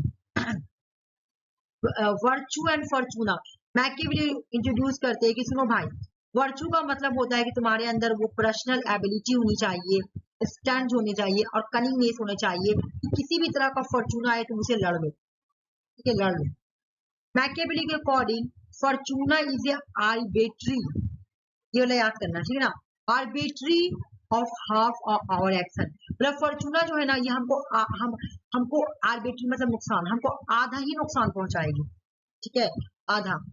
The other half remaining half, देखो क्या बोला, मैं समझा रही हूँ। Fortuna is the arbiter of half of our action, other half remaining in our hand. Fortuna जो है ना, ये आएगी ना तो ये आपको आधा ही नुकसान पहुंचाएगी, आधा आपके हाथ में। देखो मान लो कि आप पे कोई हमला किया, ठीक है ना, आप उससे पहले से ही तैयार होकर रहें, तो आपने अभी उसको स्टार्टिंग में हमला किया, आप उसको रोक लीजिए, उसने आपको थोड़ा ही नुकसान पहुंचाया है ना, थोड़ा ही आपने उसको वहीं रोक दिया, तो आप फॉर्चूना आपके हाथ में है, आप चाहे तो उसको रोक सकते हैं। फॉर्चूना आपके लिए आधा खतरा है ना, आधा हमारे हाथ में, हम उसको रोक सकते हैं। Fortuna is the arbiter of half of our action. बोल रहा है कि फॉर्चूना जो है ना, ये हमारे लिए, हमारे एक्शन के लिए, हमारे लिए आधा ही नुकसान है, आधा तो मेरे हाथ में है, हम उसको रिमाइंड कर सकते, रोक सकते हैं, ठीक है ना। जैसे रिवर आया तो फ्लड आएगा, तो हम क्या करेंगे, पानी बहुत बारिश हो रहा है तो मैं अनाउंसमेंट करवा दूंगी कि जितने भी नदी के किनारे लोग रहते हैं वो खाली कर दो घर, है ना, खाली कर दो, ठीक है। फिर फॉर्चूना बार बार किसको बोले, किससे बचो, एक एग्जाम्पल, पहले एक फॉर्चूना का नाम देख लो, फॉर्चूना से बचना है तो फॉर्चूना आपका रिवर भी हो सकता है, फॉर्चूना आपका विमेन भी हो सकता है। तो फिर यहाँ पे बोले कि फॉर्चूना वेयर टू और फॉर्चूना अलग है। वेयर टू का मतलब आपको बचना कैसे है, आपके अंदर वो एबिलिटी होनी चाहिए कि आपको फॉर्चूना से बचना है। तो फिर वो यहाँ पे एग्जाम्पल दे रहे कि देखो भाई, आधा फॉर्चूना तुमको नुकसान पहुंचा सकता है लेकिन आधा तुम्हारे हाथ में। अगर तुम्हारा विमेन इंटर कर गई तुम्हारी लाइफ, ठीक है, वो पॉलिटिक्स में इंटर की, तुमको जैसे महाक लगे कि विमेन जो है ना वो कुछ करे, तुम उसको वहीं से रोक दो, ठीक है। तो पहला फॉर्चूना, पहला क्या है फॉर्चूना, जिससे एक किंग को प्रिजर्व होकर रहना है, अपने आप को बचा के रहना है। दूसरा फॉर्चूना का नाम है कन्वेशनल मोरालिटी। कन्वेशनल मोरालिटी का मतलब इनजस्टिफाइड मीन, बोले प्रिंस जो है ना एवब मोरालिटी, प्रिंस के अंदर the Prince is not bond by the conventional morality because he create morality through the law. भाई कन्वेशनल मोरालिटी मत बनाओ, ठीक है, मोरालिटी से मत चुनो लोगों के अंदर मोरालिटी। तुम ये मत दिखाओ लोगों को कि मेरे अंदर मोरालिटी है, ठीक है। अगर तुम ये दिखा दोगे ना कि मैं बहुत, तो लोग तुम्हारे साथ गलत करेंगे, ठीक है। कन्वेशनल मोरालिटी से बचो, कन्वेशनल मोरालिटी बहुत खराब है। प्रिंस एवं morality, the Prince is not bond by conventional morality. Prince को किसी भी तरह की मोरालिटी से बॉन्ड नहीं करना चाहिए, वो he create morality through the law. Conventional morality क्या होगा, जो तुम्हारा कानून के थ्रू कोई लॉ आया वो नहीं, बल्कि तुम ऐसा, मतलब कन्वेशनल क्या, जो कानून से चला आ रहा, ठीक है, कि मैं किसी को वार्न नहीं करूंगा। देखो मान लो कि मैकियावेली बोला कि एक प्रिंस और दूसरे प्रिंस के साथ वार हो रहा, ठीक है ना, तो मैं नहीं, मैं वहां ना उस कंट्री में अटैक नहीं करूंगा, क्यों, उस पर अटैक करूंगा ना तो वो लोग मर जाएंगे, ठीक ना, बच्चे उच्चे सब है। तो वो मत रखो, कन्वेशनल मोरालिटी मत रखो, ये मत देखो, बस तुम देखो तुम्हारा एंड्स क्या होगा। इनजस्टिफाई होगा तो तुम्हारा मीन भी जस्टिफाई। एंड देखो तुमको क्या करना है, तुमको जीतना है, तुम्हारा एंड क्या है, मुझे हर हाल में जीतना, उसके लिए तुम्हें जो करना है करो। मोरालिटी यूज मत करो, मोरालिटी मत देखो, मोरालिटी तुमको मार देगी। मोरालिटी बस कानून के थ्रू, बस मोरालिटी, कन्वेशनल मोरालिटी तुमको खत्म कर देगी। तुम क्या करो, एंड जस्टिफाई है तो मीन्स तुम एंड जस्टिफाई, एंड्स का मतलब कि तुम क्या एंड यूज कर रही हो। तुम एटम बम गिरा रही हो, अगर तुम दूसरे कंट्री में एटम बम मेरा एंड है, अगर तुम जीत गई, तुम्हारा एंड क्या है, मुझे विनर बनना है, तुम्हारा एंड क्या है, पर्पस क्या है, विनर, मुझे जंग में विनर बनना, ठीक है। तुमने एटम बम गिराया, ठीक है, तुम जीत गई, तुम जीत गई, यानी मैं जीत गया, मैंने मीन्स क्या यूज किया, मीन्स, मैंने मीन्स यूज किया एटम बम, ठीक है। तुम चाहे जो भी मीन्स यूज करो, तुम्हारा एंड तो पूरा हो गया ना, यहाँ पे तुमको मोरालिटी यूज नहीं करना। यूज ऑफ इविल मीन्स, आप इविल मीन्स को यूज करो। मैकियावेली, फिर ये वाला एग्जाम में बहुत क्वेश्चन आता है, मैं यहाँ बता रही हूँ क्या बोले यहाँ पे एक किंग को ना, ये वाला, ये जो रेड है ना उसको याद करना तुम लोग कैसे, एक किंग को मोरालिटी से ऊपर होना चाहिए, तुम्हारे अंदर किसी तरह का मोरालिटी नहीं आना चाहिए, मोरालिटी तुमको बॉन्ड ना करे। जैसे कहने का मतलब अभी मैं एग्जांपल दी ना कि दो कंट्री के बीच में लड़ाई हो, तुम ये ना देखो कि उस कंट्री के लोगों, सिविलियन का क्या होगा, तुम उस पर अटैक कर दो, बस एंड, जो भी बम गिराना है, जो भी कर, तुमको एंड हासिल करना है, तो एंड हासिल करें तो तुम्हारा मीन भी जस्टिफाई हो गया, पहला पर्पस। दूसरा बोला कि सुनो भाई, अगर तुमको अपना वार जीतना है ना, तो यूज ऑफ इविल मीन्स, तो इविल मीन्स को यूज करना ही पड़ेगा। इविल मीन्स का मतलब क्या, मैं बता रही हूँ तुमको, for the preservation of the state, अपने स्टेट के प्रिजर्वेशन के लिए पीस को करना पड़ेगा, नेसेसरी, जरूरी है कि वो चीटिंग करे, दूसरे स्टेट के साथ चीटिंग करे, मर्डर करे, झूठ बोले, लाइंग करे, डिबेटिंग करे, जो मन कर रहा करो, कोई बात नहीं, तुमको जीतना है, तुमको अपने स्टेट को प्रिजर्व करके रखना, ठीक ना। क्यों, क्योंकि एक किंग जो है ना वो मोरालिटी से भी ऊपर है, मोरालिटी नीचे होगा, किंग ऊपर होगा, प्रिंस एवं मोरालिटी, प्रिंस ऊपर है मोरालिटी से। फिर मैकियावेली बोले कि लेकिन ये बात तो ठीक है, ये दोनों चीजों होगा ना, ये आप अपने दूसरे कंट्री के लिए होगा, ठीक है ना, बोले ये दूसरी कंट्री के लिए, अपने लोगों के लिए नहीं। चीटिंग, मर्डर, लाइंग ये लोगों के लिए नहीं। एक प्रिंस के अंदर डबल स्टैंडर्ड ऑफ मॉरलिटी होनी चाहिए। अब आएगा क्वेश्चन एग्जाम में, कौन सा ऐसा थिंकर है ये मैकियावेली क्या डबल स्टैंडर्ड के बारे में 2 बार क्वेश्चन आया हुआ है कि Machiavelli double standard of morality का मतलब क्या। देखो यहाँ पे मैं समझा रही हूँ, प्रिंस है ना, प्रिंस मैकियावेली को बोला कि आप डबल मोरलिटी स्टैंडर्ड अपनाइए, डबल डी से डबल मोरलिटी। देखिए भाई, आपको अपने सब्जेक्ट के साथ जो मोरलिटी अपनाना ये सच होना चाहिए, ये बिल्कुल होना चाहिए, ठीक है। आप अपने सब्जेक्ट के साथ जो मोरलिटी अपनाइएगा वो बिल्कुल सही होगा। उनके साथ अच्छा से रहना है, उनका हर चीज का ख्याल करना है, जो भी एक किंग का रिस्पॉन्सिबिलिटी है तो वो पूरा करना है, ठीक है। लेकिन जब आपको अपने इनमी से लड़ाई करना होगा ना, इनमी से, तब वहां पे आपको अलग मोरलिटी करना पड़ेगा। जहां पे प्रिंस ऊपर हो जाएगा मोरलिटी नीचे, जहां पे आप यूज ऑफ इविल मीन्स भी यूज करते हैं। तो मैकियावेली यहाँ पे प्रिंस को एडवाइस दे रहे कि एक प्रिंस को डबल मोरलिटी रखना पड़ेगा, डबल स्टैंडर्ड ऑफ मोरलिटी। मतलब पब्लिक के लिए अलग होगा, पब्लिक के लिए अलग मोरलिटी होगा और प्राइवेट के लिए अलग होगा। पब्लिक यानी लोगों के लिए अलग मोरलिटी होगा और प्राइवेट मोरलिटी बिल्कुल अलग होगा, ठीक है। अगर आप पब्लिक के लिए भी जब वैसे कीजिएगा, पब्लिक के लिए पब्लिक को भी आप झूठ बोलिएगा, मर्डर कीजिएगा, चीटिंग कीजिएगा, है ना, चाहे जो भाड़ में जाए, मुझे अपना काम बने, तो लोग आपसे नफरत करेंगे, तो लोग नफरत करेंगे तो आपको उठा के फेंक देंगे। इसलिए वो बोले लोगों के लिए, अपने सब्जेक्ट के लिए अलग मोरलिटी रखें, ठीक है, और अपने दुश्मन के लिए, इनमी के लिए अलग मोरलिटी रखें। इसी को बोला जाता है मैकियावेली का डबल स्टैंडर्ड ऑफ मोरलिटी। फिर यहाँ पे क्या बोले कि noble elite choosing the prince. Machiavelli advice करें ना, the prince always keep the nobility in check. सुनो, मैकियावेली यहाँ पे क्या बोले, नोबिलिटी का मतलब क्या होता है, पढ़े लिखे लोग, इलीट। तो तुम देखते हो किंग के साथ होता है, जैसे अभी तुम देखोगे प्राइम मिनिस्टर के साथ कैबिनेट मिनिस्टर्स होते हैं ना, इसी तरह मैकियावेली एडवाइस दे रहा प्रिंस को, सुनो भाई, जो नोबिलिटी है ना, इसको थोड़े थोड़े टाइम में चेक करो, कहीं तुम्हारे खिलाफ कोई कॉन्स्पिरेसी तो नहीं कर रहा। अगर चेक करना छोड़ दोगे ना, they can both force of support danger safe uncheck. अगर तुम उसे चेक करना छोड़ दोगे ना, वो तुम्हारे लिए खतरा बन जाएगा, क्योंकि वो पढ़ा लिखा लोग हैं, ठीक है। अब यहाँ पे एक और क्या बात बोले, एक प्रिंस के अंदर 2 तरह की वर्च्यू होनी चाहिए।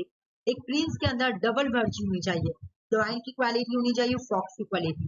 अब देखो ये वाला नोबिलिटी और इलीट तुम कभी देख पाओगे जब तुम्हारे अंदर उतना माइंड होगा नोबिलिटी के।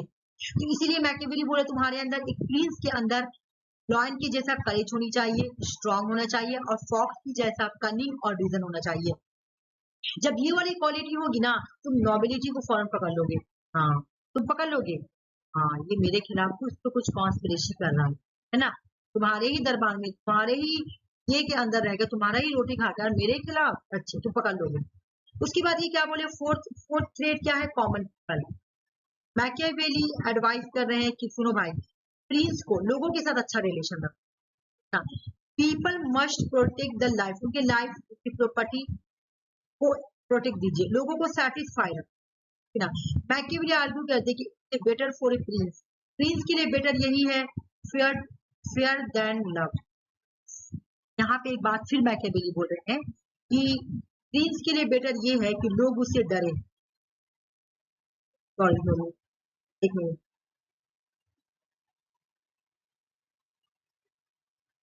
हाँ, लोग उससे डरे ना कि लव, लोग उससे डरे, लोगों के अंदर अपना डर पैदा करो, फिर फेयर देन लव। क्योंकि जब लोग आपसे डरेंगे ना तो आपके खिलाफ नहीं जाएंगे, लेकिन जब आप लोग से प्यार करेंगे और वो भी आपसे प्यार करेंगे, तब वो आपको खिलाफ कुछ ना कुछ करेंगे, है ना।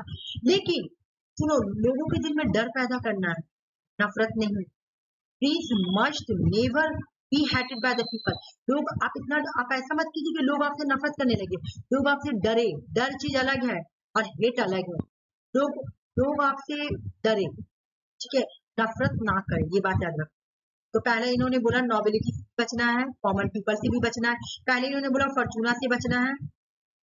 दूसरा वाला क्या था बताओ, दूसरा वाला डबल स्टैंडर्ड ऑफ मॉरलिटी। तीसरा नंबर इन्होंने क्या बोला, हाँ, नोबिलिटी से बचना है। फिर इन्होंने बोला कॉमन पीपल से बचना है। फिर क्या बोला इन्होंने कि नेबरिंग स्टेट से बचना है। क्यों भाई, देखो यहाँ पे किंग को एडवाइस दे रहा, a prince must always be ready for war, एक किंग को हमेशा वार के लिए रेडी रहना चाहिए। लेकिन वार, अब ये भी एग्जाम में क्वेश्चन आता है, वार करने के लिए मैकियावेली बोलता है कि वार में आप सिर्फ उसी आर्मी को भेजिए जो नेशनल आर्मी हो, जो सिटीजन आर्मी हो, प्राइवेट आर्मी नहीं। प्राइवेट आर्मी किसको बुलाया जाता है? जैसे कि पहले होता था, जैसे इंडिया में जब ब्रिटिश थे तो वो क्या करते थे, प्राइवेट आर्मी रखते थे, जैसे कि पैसा देके दूसरा का आर्मी को ले लेते।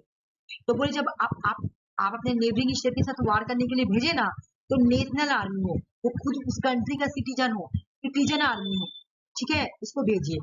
ना कि रिलाइंग, ना कि मर्सेंसी, ना कि मर्सेंसीज आर्मी। मर्सेंसीज आर्मी जो होता है ना, ये पैसा वाला आर्मी, पैसा दे के लड़ाई में भेजना नहीं, इसको नहीं, फिर बहुत भयानक हो जाएगा। ठीक है, चलो अब तो लास्ट हो गया, ये खत्म हो गया मैकियावेली।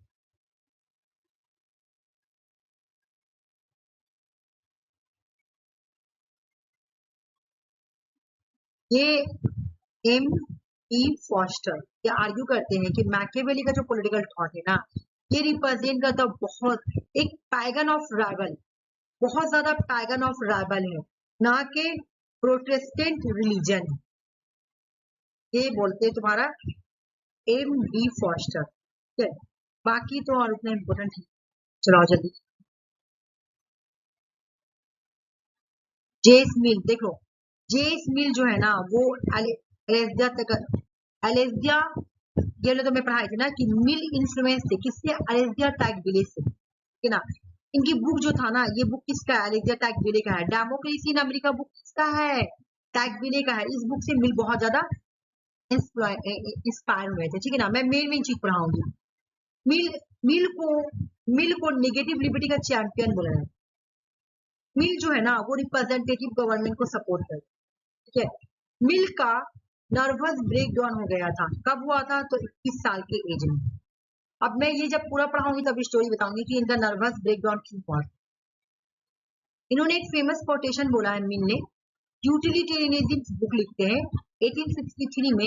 ये क्या बोलते हैं, it is a better to be human being satisfied dissatisfied. अगर मैं एक इंसान हुआ डिससेटिस्फाई हूँ तो वो सही है। मान लो कि एक ये बोल रहे हैं कि it is a better to be human being dissatisfied. अगर मैं एक डिससेटिस्फाइड ह्यूमन बीइंग हूँ तो मुझे बेटर है, लेकिन मुझे ये नहीं पसंद कि मैं एक पिग सेटिस्फाई बन जाऊं और बेटर कहलाऊं सिक्योरिटीज की जगह, ठीक है। बोले ये बिल्कुल बेवकूफी होगा। It is a to be human being, अगर मैं एक ह्यूमन बीइंग और डिससेटिस्फाई हूं तो ये मेरे लिए ठीक है, ना कि than a pig satisfy better to be securities dissatisfied than a fool satisfied. सुनो यहाँ पे क्या बोल रहे हैं कि मैं एक ह्यूमन बीइंग बन जाऊं और मैं किसी चीज से सेटिस्फाई ना हूं, वो मेरे लिए ठीक है, लेकिन मैं सिक्योरिटीज बन जाऊं, ठीक है, और मुझे पिग वाला सेटिस्फाई मिले, और मैं सिक्योरिटीज बन जाऊं और मुझे कौन सा सेटिस्फाई मिल रहा है, पिग वाला सेटिस्फाई। तो ये मैं अगर अपनाऊं ना तो ये मेरे लिए फुल सेटिस्फाई होगा, बेवकूफी होगा और कुछ नहीं। ये किसका कोटेशन है, तो ये मिल का कोटेशन है, ठीक है। थॉमस कार्लाइल जो है ना मिल को क्रिटिसाइज करते, उनके यूटिलिटेरियनिज्म साइज करके मिल को बोलते हैं कि मिल का जो फिलॉसफी है ना वो पिगी फिलॉसफी, ठीक है, समझ में आ गया। उसके बाद C.L. वाइपर कहते हैं कि मिल एक रिलेकेंट डेमोक्रेट है। रिलेकेंट डेमोक्रेट का मतलब ये कुछ कंफ्यूज है, कभी रिप्रेजेंटेटिव गवर्नमेंट के बारे में बात करेंगे तो कभी फिर हम इसके बारे में जब गवर्नमेंट का टाइप पढ़ाए थे तो वहां पे ये डेवलपमेंट डेमोक्रेसी के बारे में बात, ठीक है ना, फिर रिप्रेजेंटेटिव गवर्नमेंट के बारे में बात कर रहे थे। इस वजह से इनको क्रिटिसाइज किया जाता है कि भाई ये कुछ नहीं है, ये रिलेकेंट डेमोक्रेट, ठीक है। वो खुद पे कंफ्यूज है। अब मैं पूछूंगी कि पिग फिलॉसफी थॉमस कार्लाइल ने बोला है, इसको मिल को। C.L. वाइपर ने बोला कि मिल जो है वो रैलिकन डेमोक्रेट है, और मिल एक ये क्वेश्चन भी आया है कि क्या मिल एक रैलिकन डेमोक्रेट थे, और स्टेटमेंट वाला क्वेश्चन था, तो स्टेटमेंट 1 सही हुआ, ठीक है ना। According to Mill direct democracy is a ideal, ये डायरेक्ट डेमोक्रेसी को क्रिटिसाइज करते बोलते ये एक आइडियल डेमोक्रेसी और कुछ नहीं, ठीक है। तो मिल किसको सपोर्ट कर रहे हैं, मिल रिप्रेजेंटेटिव डेमोक्रेसी को सपोर्ट कर रहे हैं, और डायरेक्ट डेमोक्रेसी को बोले कि ये तो एक आइडियल डेमोक्रेसी है, ठीक है। बिसाइड फेवर वो पब्लिक ओपिनियन और वोटिंग सिस्टम को सपोर्ट करते हैं। The philosophy of mill book was written, ये बुक देखो, द फिलोसफी ऑफ जेस मिल, ये बुक है। मिल की फिलोसफी पे जो बुक लिखा उसका नाम है रिचर्ड पॉल अंचेस। 1953 में ये बुक लिखा गया। ठीक है, तुम लोगों को मैं पीडीएफ भेज दूंगी, तुम लोग एक बार पढ़ना। मैं तो एकदम स्पीड में पढ़ा रही हूँ ना, कुछ भी नहीं रही, क्वेश्चन रिकॉल भी नहीं करा रही हूँ। तुम लोग को हो सके थोड़ा सा लगे। अंजलि को मैं पढ़ाई थी ये वाला, आरसी को भी पढ़ाई थी, रिविजन करवाई। ठीक है, हो सके सुषमा के लिए कुछ कुछ नया हो तो मैं पीडीएफ भेज दूंगी, तो पढ़ना। ठीक है, हाँ ठीक है। देखो इन्होंने क्या बोला, ये वाला बात, यूटिलिटेरियन ये भी देते हैं, ये भी बोलते हैं प्लेन एंड प्लेजर के बारे में। ठीक है ना, एक इंडिविजुअल को चाहिए कि वो प्लेजर को परस्यू करे। अच्छा, क्वेश्चन कैसे आएगा मैं भूल जाऊंगी, मैं बता देती क्वेश्चन कैसे आता है। और पेन को अवॉइड करे। देखो हॉब्स वाला बात आई है ना, कि प्लेजर को क्या करो भाई, एक्वायर करो, और पेन को अवॉइड करो, ये भी बात बोले। तो जो इस तरह का बात बोलेगा, मान लो मैं बोल रही हूँ, मैं बोली भाई देखो प्लेजर को क्या करो, को एक्वायर करो और पेन को अवॉइड करो, तो मैं भी कहलाऊंगी यूटिलिटेरियन, मैं यूटिलिटी की तरफ भाग रही हूँ, है ना। तो अब यहाँ पे समझो, जो जेरमी बेंथम थे ना, उनको फाउंडर बोला जाता है किस चीज का, यूटिलिटेरियनिज्म का। ठीक है, पहले इनके बारे में पढ़ेंगे, उसके बाद मिल बताएंगे मिल्स को कैसे क्रिटिसाइज किए। ठीक है ना, तो इनको क्या माना जाता है, ये यूटिलिटेरियनिज्म के फाउंडर हैं। कौन भाई, जेरमी बेंथम। तो जेरमी बेंथम ने जो यूटिलिटेरियनिज्म दिया ना, इनका यूटिलिटेरियनिज्म किस पे बेस्ड, सिर्फ क्वांटिटेटिव पे। ये बोलते हैं great number of great happiness. और क्वांटिटी का मतलब क्या होता है कि जब मैं नंबर को जब मैं मेजर कर रही हूँ तो इसका मतलब हो गया क्वांटिटी। तो वो बोलते हैं great number of great happiness, तो वो एक तरह से नंबर को नाप रहे हैं, है ना, उसको कर रहे हैं। तो वो सिर्फ वो क्या कर रहे हैं, हैप्पीनेस को सिर्फ क्वांटिटी से मेजर कर रहे हैं। ठीक है, तो जेरमी बेंथम का जो यूटिलिटेरियनिज्म है ना, वो क्वांटिटी पे बेस्ड है ना। वो प्लेजर को कैसे नाप रहे हैं, क्वांटिटी पे, है ना। इसके लिए इन्होंने एक कोटेशन भी दिया, pushpin is a good, pushpin as a good, pushpin एक अच्छा चीज है, एज ए पोएट्री। ये क्या बोले, पुष्पिन जो है ना बिल्कुल पोएट्री के जैसा। समझो, पुष्पिन एक गेम है, पुष्पिन एक गेम, और पोएट्री जो है ना, ये रविंद्रनाथ टैगोर को पोएट्री है। तो ये क्या बोले कि जो गेम है और पोएट्री दोनों सेम है ना, ये बोल रहे हैं। दोनों को पढ़ेंगे तो सेम हम लोगों को खुशी मिलेगी, सेम हैप्पीनेस मिलेगा, सेम प्लेजर मिलेगा। ये जेरमी बेंथम है, ये बोल दिए। तो इनका जो यूटिलिटेरियनिज्म है ना, वो क्वांटिटेटिव पे बेस्ड है। एग्जाम में क्वेश्चन आएगा, pushpin is as good as a poetry, ये किसका कोटेशन है, तो जेरमी बेंथम। ठीक है ना, जेरमी बेंथम का जो यूटिलिटेरियनिज्म वो किस पे बेस है, तो ये तुम्हारा इस पे बेस है भाई, तो ये क्वांटिटेटिव पे बेस है बस। बेंथम बिलीव करते हैं कि pleasure do not differ in quality. भाई प्लेजर जो है ना, उसको क्वालिटी से हम डिफर नहीं कर सकते, बिल्कुल भी नहीं। ऑल पर्सन आर इक्वल, जितने भी पर्सन है इक्वल है, और एक्सपीरियंस भी सेम। पेन सब एक्सपीरियंस, कहने का मतलब सुनो, एक पर्सन की शादी हो रही है, ठीक है, एक पर्सन की शादी हो रही है और एक पर्सन गेम खेल रहा है, तो बताओ दोनों का खुशी सेम हो सकता है? शादी करने वाला पर्सन और गेम खेलने वाला पर्सन, दोनों का खुशी सेम हो सकता है? हम लोग अपना एग्जांपल दे रहे हैं, हम लोग जॉब, मेरा जॉब लग गया या तुम लोगों को जॉब लग गया, है ना, और एक पर्सन गेम खेल रहा है, तो बताओ दोनों का खुशी सेम हो सकता है? कभी भी नहीं। जबकि यहाँ पे बेंथम क्या बोल रहे हैं कि दुनिया में जितने भी पर्सन है ना, सबका खुशी सेम है, सबका सेम है, तो इसलिए वो गलत है ना, इसलिए मिल इसको क्रिटिसाइज करते हैं। ठीक है ना, अब ये क्या करते हैं, materialistic origin, pleasure is a materialistic है, मैटेरियलिस्टिक ऑरिजिन।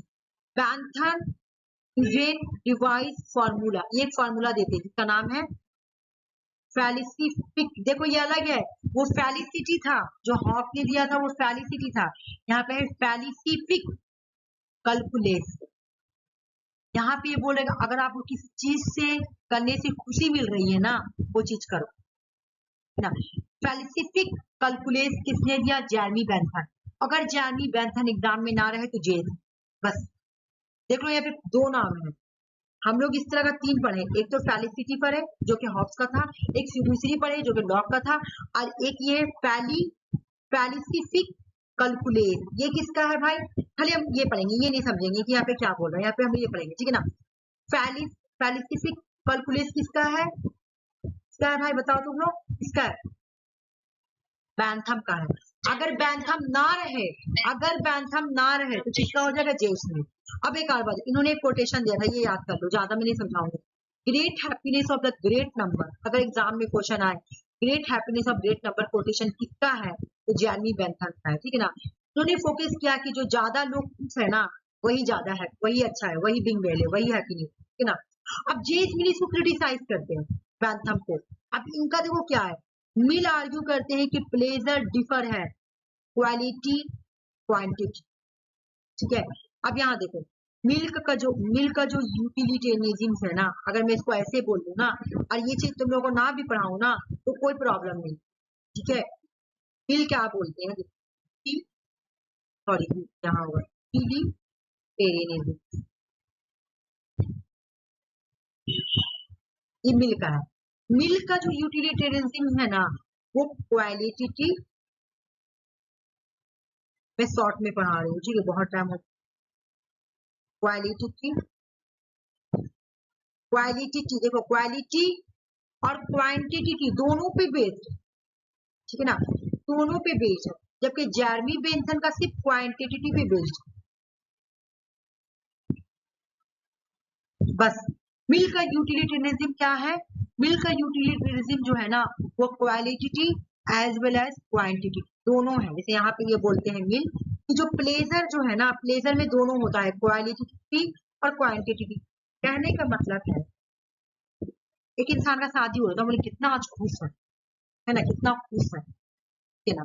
अब तुम किसी पर्सन को कोई सामान दो है ना, तुम दे रही हो, मतलब कोई को तुम सोना दे रही हो, गोल्ड का गिफ्ट कर रही हो, तो दे रही हो, तो 1 तोला दे रही हो, 2 तोला से दे रही हो, तो उसको हम क्वांटिफाई कर सकते है ना। बोले हम क्या बोलेंगे कि ये लड़की इसलिए खुश है क्योंकि इसको 1 तोला का हार मिला, 1 तोला सोना का हार मिला, तो यहाँ पे गिनती आ गया 1 तोला का मिला है ना, इसलिए वो खुश है कि मुझे सोना का हार भी 1 तोला का मिला है ना, यानी ये क्वांटिटेटिव वाला खुश है इसलिए।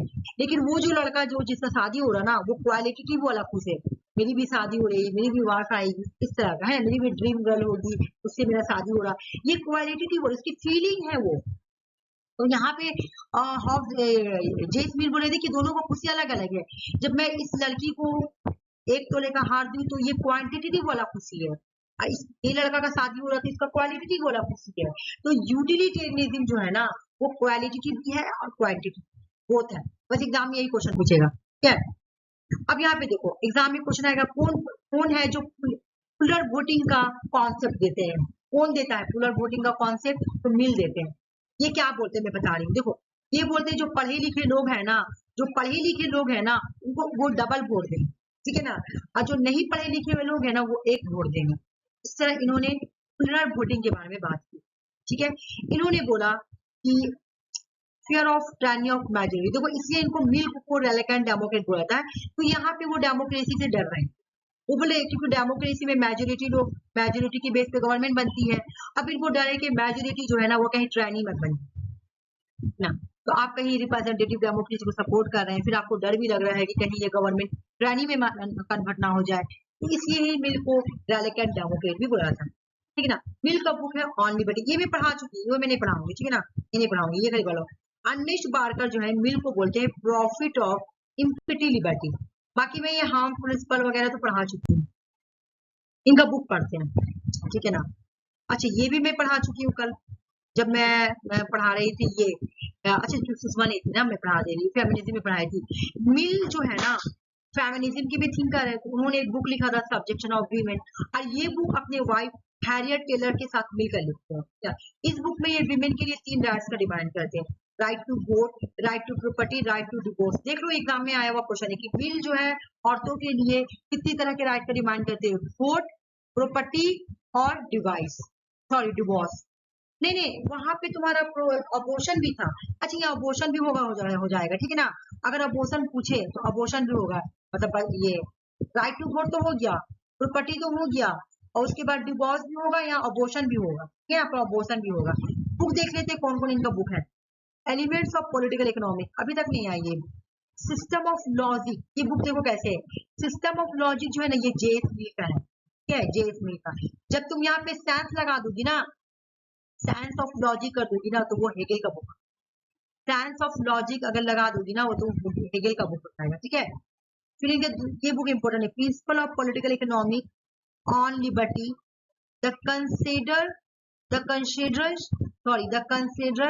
Consideration on representative government, utilitarianism अभी पढ़ाएं, सब्जेक्शन ऑफ विमेन अभी पढ़ाएं, ठीक है ना। यहाँ पे कुछ बुक है, उसको भी तुम लोग रट लेना, ठीक है, एग्जाम में क्वेश्चन में आते। अब मौजेदान पढ़ेंगे, छोटा सा था, बड़ा नहीं। इन्होंने मौजेदान जो है ये चाइनीज कम्युनिस्ट पार्टी को फाउंड करते हैं 1921 में, ठीक है ना। माओ बोलते हैं ये पीजेंट को लेकर लड़ाई करते, ठीक है ना। ये जो रिवोल्यूशन करते हैं ना, ये किसको बोलते हैं रिवोल्यूशन करने के लिए, ये बोलते हैं रिवोल्यूशन। जैसे ये भी मार्क्सिस्ट, लेकिन सारे ही मार्क्सिस्ट वर्कर को लेके बोलते हैं, लेकिन ये सिर्फ को बोलते हैं पीजेंट को लेकर, ठीक है। तो ये क्या करते हैं 1970s में ये मिलते हैं, किससे मिलते हैं, ल्यू साउ च्यू से मिलते हैं, और 1918 में ये पैकिंग यूनिवर्सिटी के लाइब्रेरियन बनते हैं, है ना, लाइब्रेरी असिस्टेंट बन जाते हैं।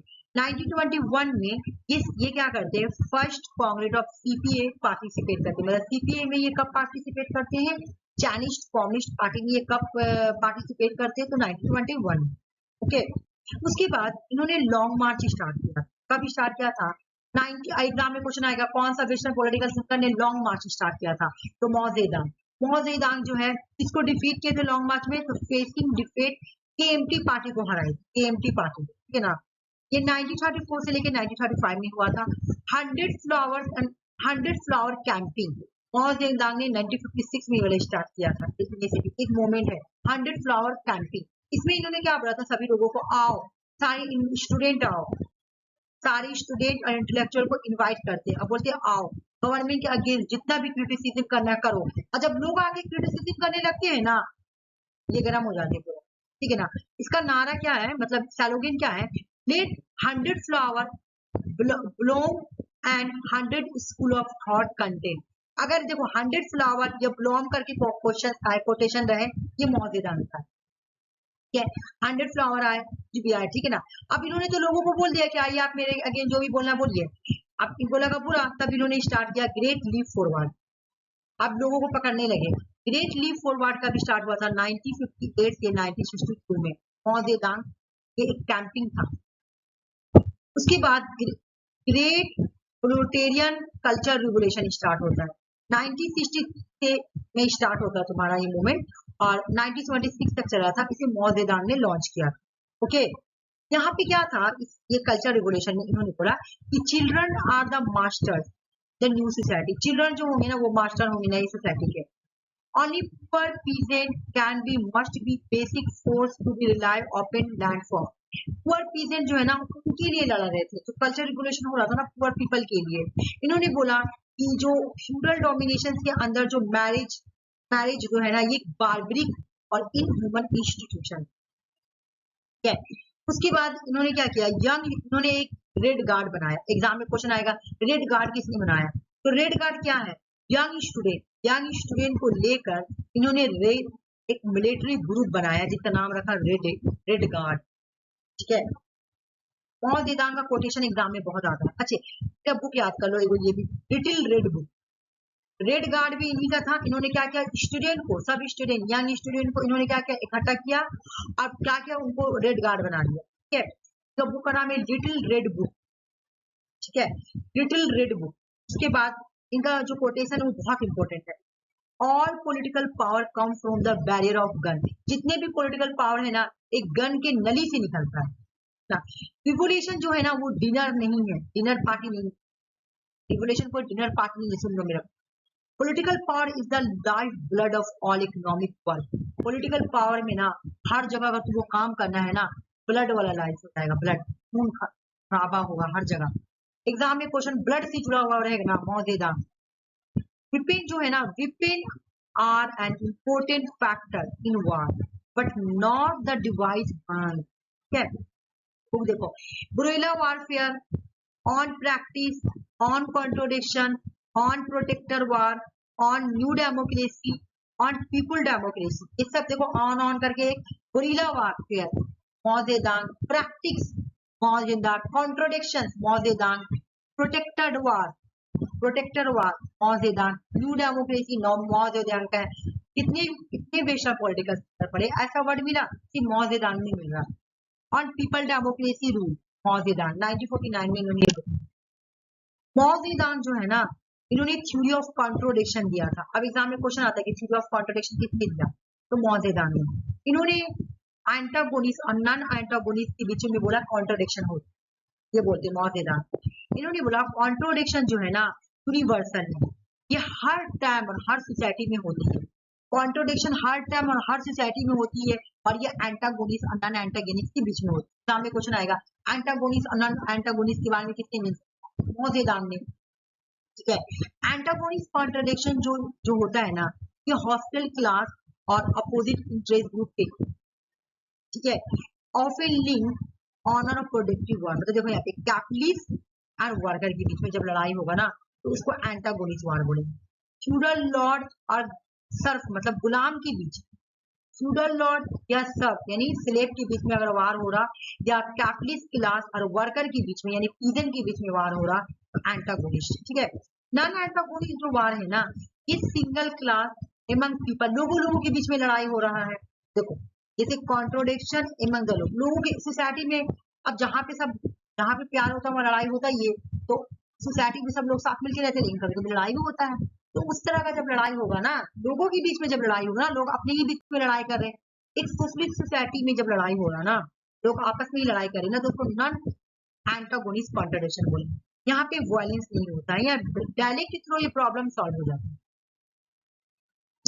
उसके बाद आ गया तुम्हारा आना हरण। आना हरण तो बुक का नाम है the origin of totalitarian human condition between past and future, Eichmann and Jerusalem, a report on the banality of evil. Exam में क्वेश्चन आएगा बैनिलिटी ऑफ इविल किसका है, तो आना हरण। ऑन रेगुलेशन ऑन वायलेंस, ये सारी। उसके बाद आना हरण जो है ना वो आना हरण क्रिटिसाइज करती है जूस कम्युनिटी।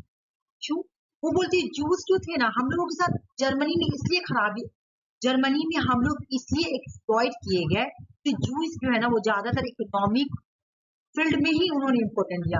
उन्होंने सिर्फ पैसा कमाने को ज्यादा इम्पोर्टेंट दिया, उन्होंने निग्लेक्ट किया पॉलिटिक्स को, उन्होंने पॉलिटिक्स में कभी इंगेज ही नहीं हुए और इस वजह से हम लोगों का एक्सप्लॉइटेशन। आना हरण के अकॉर्डिंग एक इंसान का दो कंडीशन होता है, वो इंसान दो तरह की एक्टिविटी करते हैं। एक होता है Vita active, Vita Activa.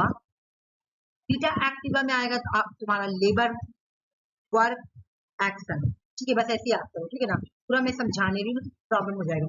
Vita Activa human action, human जो है ना इंसान है ना दो तरह की एक्टिविटी करते हैं, एक वीटा एक्टिवा और दूसरा है वीटा कंटेम्पलेटिवा, ठीक है ना। बोले जो वीटा एक्टिवा है ना वो ज्यादा है, इंसान यहाँ पे एक्ट कर रहा है, लेबर वर्क एक्शन।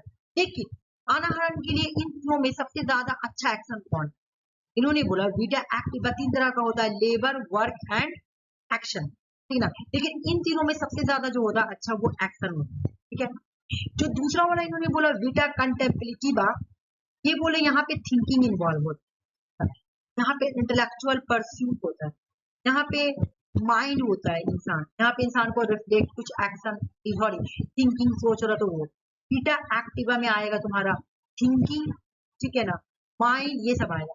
जबकि वीटा एक्टिवा ये वीटा कंटेम्पलेटिवा है, यहाँ पे इंसान का क्या आएगा माइंड थिंकिंग ये सब आएगा। लेकिन वीटा एक्टिवा में अगर कोई इंसान लेबर वर्क और एक्शन, सबसे ज्यादा अच्छा कौन सा एक्शन है, तो सॉरी सबसे ज्यादा कौन सा अच्छा वीटा एक्टिवा है तो एक्शन। आना हरण बोलती है दो तरह का एक्टिविटी होती है, एक वीटा एक्टिवा और दूसरा वीटा कंटेम्पलेटिवा। वीटा एक्टिवा जो होता है वो सबसे अच्छा है वीटा कंटेम्पलेटिवा से, क्योंकि इसके अंदर तीन पार्ट है, लेबर वर्क एंड एक्शन। अब इन तीनों में सबसे अच्छा कौन है, एक्शन, ठीक है। वीटा कंटेम्पलेटिवा में आएगा माइंड थिंकिंग इंटेलेक्चुअल ये सब।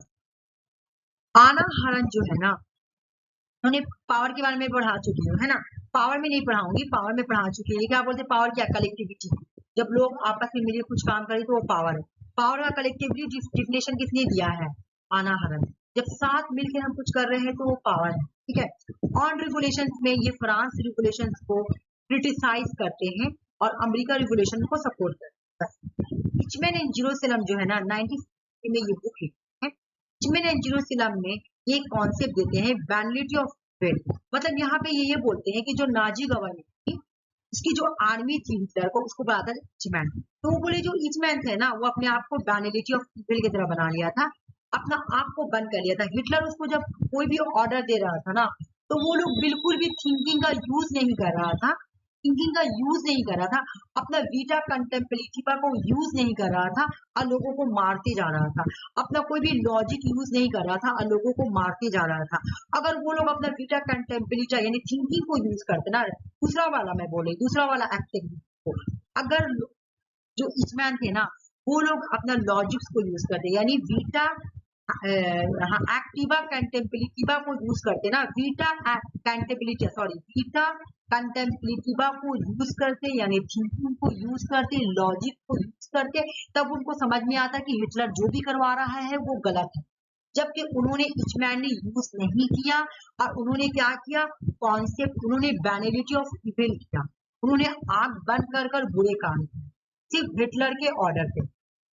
ठीक है, इचमैन एंड जेरूसलम 1963 में इनका बुक है वैनिटी ऑफ इविल कॉन्सेप्ट, इसका तुम्हारा आना हरण का है। ठीक है, उसके बाद तुम्हारा दूसरा कॉन्सेप्ट आया, उसके ये कॉन्सेप्ट तुम्हारा ये है कन्फ्यूशियस का है, कन्फ्यूशियस। हाँ ये तो डायरेक्ट आ गया, नहीं नहीं ठीक है चलो आगे। कन्फ्यूशियस जो है ना उन्होंने जुनची जुनची का एक कॉन्सेप्ट दिया जिसका मतलब होता है जुनची, इसका मतलब होता है जेंटलमैन। अगर एग्जाम में क्वेश्चन आए कौन सा वेस्टर्न पॉलिटिकल थिंकर जेंटलमैन का कॉन्सेप्ट को इंट्रोड्यूस करते हैं तो वो हो गया कन्फ्यूशियस।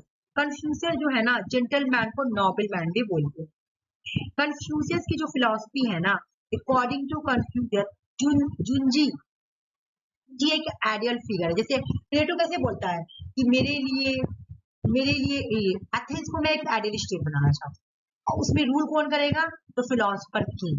इसी तरह कन्फ्यूजन भी बोल रहे हैं ना कि मेरा भी एक आइडियल स्टेट होगा और वहां पे जो बैन होगा ना जो स्टेट चलाएगा वो जुंजी होगा। जुंजी का मतलब हो जाएगा तुम्हारा जेंटलमैन, है ना, जुंजी का मतलब हो जाएगा जेंटलमैन। तो उसके अंदर मोरल वर्च्यू होगी, वो ह्यूमन कंडक्ट करेगा यानी उसके अंदर रेन होगी, रेन की क्वालिटी हो। रेन किसने इंट्रोड्यूस किया भाई, रेन किसने इंट्रोड्यूस किया तो कंफ्यूजन। ठीक ना, देखो यहाँ पे लिखा हुआ कंफ्यूजन का नाम। फिलहाल पैथी का इन्होंने कॉन्सेप्ट ना, फिलहाल पैथी बोले, फिलहाल पैथी का मतलब होता है, फिलहाल पैथी है देखो स्ट्रॉन्ग फैमिली लॉयल्टी, अपने फैमिली के साथ लॉयल्टी दिखाना, respect for one parent and ancestor, हमारे घर में जो भी दादा दादी मम्मी पापा है पहले उनको रिस्पेक्ट दो, अपनी फैमिली के साथ लॉयल रहो। ठीक ना, अगर तुम ये सब काम कर रहे हो ना यानी तुम्हारे अंदर फिलहाल पैथी है। अगर मैं अपने मम्मी पापा को रिस्पेक्ट दे रही हूँ और अपने घर के साथ लॉयल, चोरी चमारी नहीं कर, यानी कन्फ्यूशियस के अकॉर्डिंग मैं एक फिलहाल पैथी हूँ। ठीक है ना, उसके बाद ये बोले कि रेन का मतलब क्या होता है, रेन का मतलब होता है विनो वैली और फिर ह्यूमनिटी, यानी अगर तुम्हारे अंदर ह्यूमनिटी है, ह्यूमननेस, गुडनेस, बिनोवेलेंस, लव, ये सब है ना यानी तुम्हारे अंदर रेन है। तो ये वो कन्फ्यूजन टीच करते हैं कि एक इंसान के अंदर 5 वर्च्यू होनी चाहिए। एक इंसान के अंदर जो पहली क्वालिटी होनी चाहिए ना तो रेन या जेन। अगर तुमसे एग्जाम में पूछे कि रेन किसने दिया ना या जेन किसने दिया तो क्या हो गया, रेन और जेन का मतलब होता है अल्टीमेट ह्यूमैनिटी, तुम्हारे अंदर ह्यूमैनिटी बनना चाहिए, ये होने चाहिए। एक इंसान के अंदर ये की क्वालिटी होनी चाहिए, बी की क्वालिटी होनी चाहिए, जी की क्वालिटी होनी चाहिए और जिन की क्वालिटी होनी चाहिए। मतलब एक इंसान के अंदर राइटनेस होनी चाहिए, जस्टिस डिस्ट्रीब्यूट, उसके अंदर जस्टिस होनी चाहिए। ठीक ना, गुड कंडक्ट, उसके अंदर सब चीज अच्छे से, मतलब गुड कंडक्ट, हर चीज अच्छा करे लोगों की ट्राई करे। उसके अंदर ली होनी चाहिए, ली का मतलब होता है गुड कंडक्ट, तो तुम अच्छे अपने लोगों के लिए बनाई करे। जी का मतलब हो गया तुम्हारे अंदर नॉलेज और विजडम होना चाहिए। जिन का मतलब हो गया तुम्हारा डुअलिटी एंड ट्रस्ट वर्दीनेस होनी चाहिए। एक इंसान के अंदर ये 5 क्वालिटी होनी चाहिए। रेन, अगर तुमको पूरा याद नहीं हो ना तो भाई रेन याद करो, वैसे याद ही हो जाएगा रेन, ई, ई, जी और जिन ना। फिर कन्फ्यूजन बोल रहे कि सुनो भाई सोसाइटी में हार्मोनियस होनी चाहिए, हार्मोनियस रिलेशनशिप होना चाहिए। अब ये रिलेशनशिप कैसे क्रिएट होगा, एक सोसाइटी में हार्मोनियस सोसाइटी होनी चाहिए, वहां पे 5 रिलेशनशिप होगा ना, तब वहां पे हार्मोनियस सोसाइटी आ जाएगा। मतलब रूलर एंड सब्जेक्ट का रिलेशन होना चाहिए। अच्छा, रूरल सब्जेक्ट का रिलेशन होना चाहिए, फादर एंड सन का रिलेशन होना चाहिए, हस्बैंड और वाइफ का रिलेशन होना चाहिए, एल्डर और यंग ब्रदर का रिलेशन होना चाहिए, फ्रेंड एंड फ्रेंड का रिलेशन। अगर ये सारा रिलेशन है किसी सोसाइटी में तो वहां पे हार्मोनियस सोसाइटी है।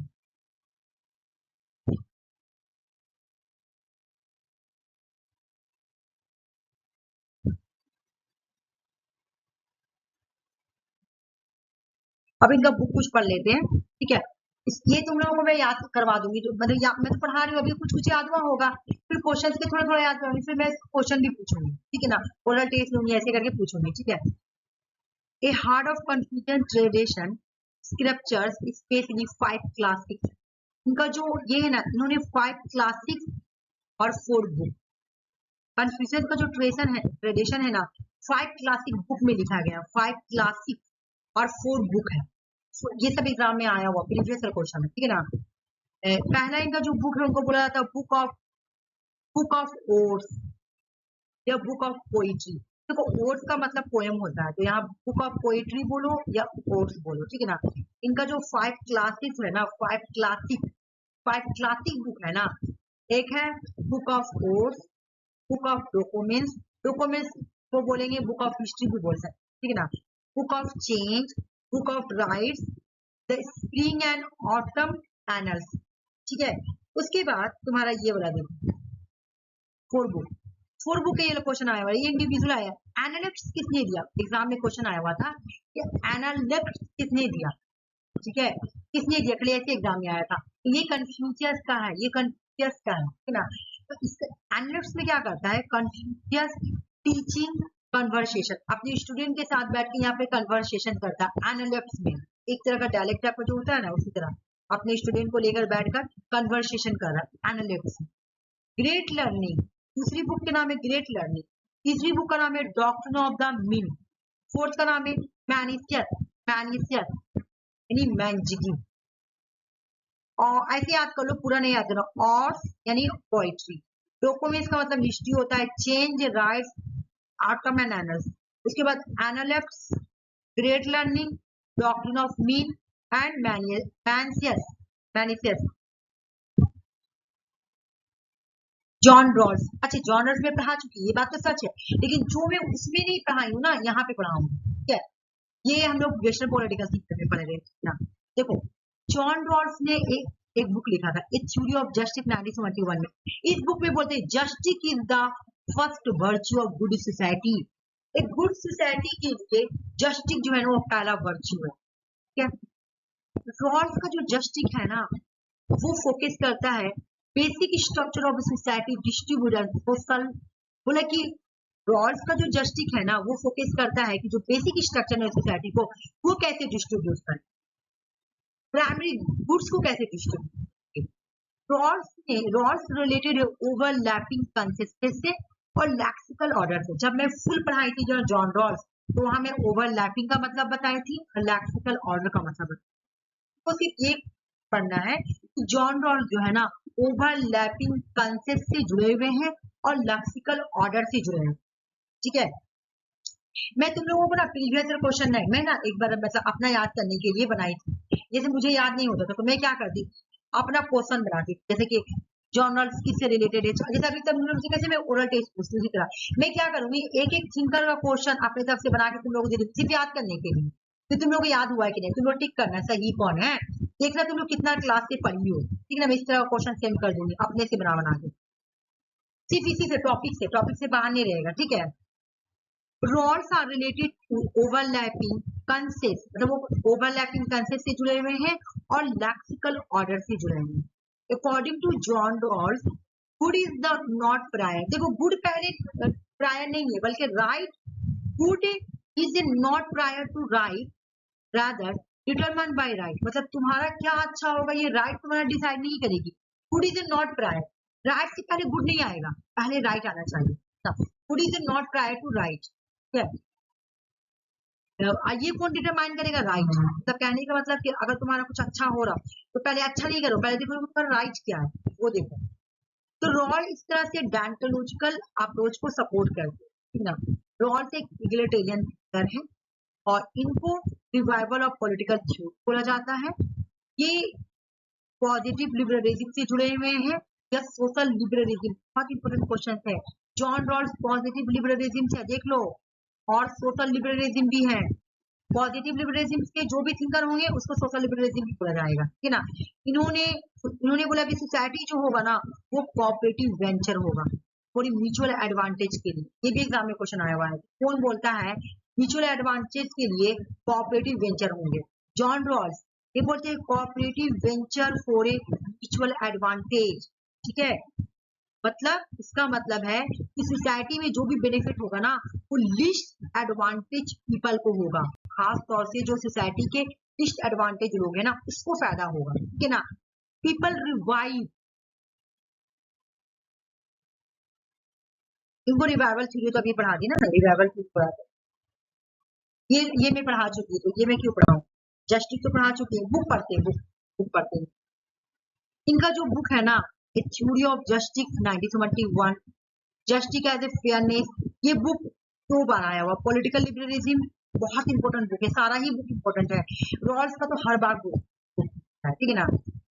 पहला बुक है थ्योरी ऑफ जस्टिस, दूसरा है जस्टिस एज ए फेयरनेस, तीसरी बुक का नाम है पॉलिटिकल लिबरलिज्म और जो फोर्थ है the law of people. Good is not prior to right, good जो है राइट से पहले नहीं, आपका जो गुड है ना वो राइट डिसाइड करेगा। रॉल्स क्रिटिसाइज करते किसको? देख लो यहाँ पे देखो, रॉल्स क्रिटिसाइज करते हैं किसको? यूटिलिटेरियनिज्म को क्रिटिसाइज करते हैं, जेरमी बेंथम और जॉन स्टुअर्ट मिल को क्रिटिसाइज करते हैं। और रॉल्स को कौन क्रिटिसाइज करता है? रॉल्स को रॉबर्ट मैजिक क्रिटिसाइज करते हैं और मैकल सैंडल क्रिटिसाइज करते हैं। रॉल्स को लिबर्टेरियन भी क्रिटिसाइज करते हैं और कॉमेटेरियन भी क्रिटिसाइज करते हैं, लेकिन रॉल्स किसको क्रिटिसाइज करते हैं? रॉल्स जो है ना यूटिलिटेरियनिज्म को क्रिटिसाइज करते हैं, ये बात याद रखो। रॉल्स किसको क्रिटिसाइज करते हैं? यूटिलिटेरियनिज्म। और यूटिलिटेरियनिज्म कौन कौन है? जेरमी बेंथम और जॉन रॉल्स, ठीक है। अब रॉल्स को कौन कौन क्रिटिसाइज करता है? तो लिबर्टेरियन, और रॉबर्ट नॉजिक एक लिबर्टेरियन है तो वो भी क्रिटिसाइज करते हैं। और कौन क्रिटिसाइज करता है? तो कॉमेटेरियन। तो कॉमेटेरियन कौन है? माइकल सैंडल, मैं इसका वीडियो भी डाली हूँ, ठीक है ना। अमित्य सिंह भी क्रिटिसाइज करते हैं जॉन रॉल्स को, ठीक है। अमित्य सिंह भी क्रिटिसाइज करते हैं। ये क्या आ गया? हाँ, फ्रैन एंड फैनन पढ़ लेते हैं, ठीक है ना। सारा हो गया, चलो देख आ जाओ। ये जो फ्रैन एंड फैनन जो है ना ये for de France Martin Q में पैदा हुई। पैदाइश कहाँ हुई थी? बर्थ कहाँ हुई थी? फ्रैन एंड फैनन, ठीक है ना।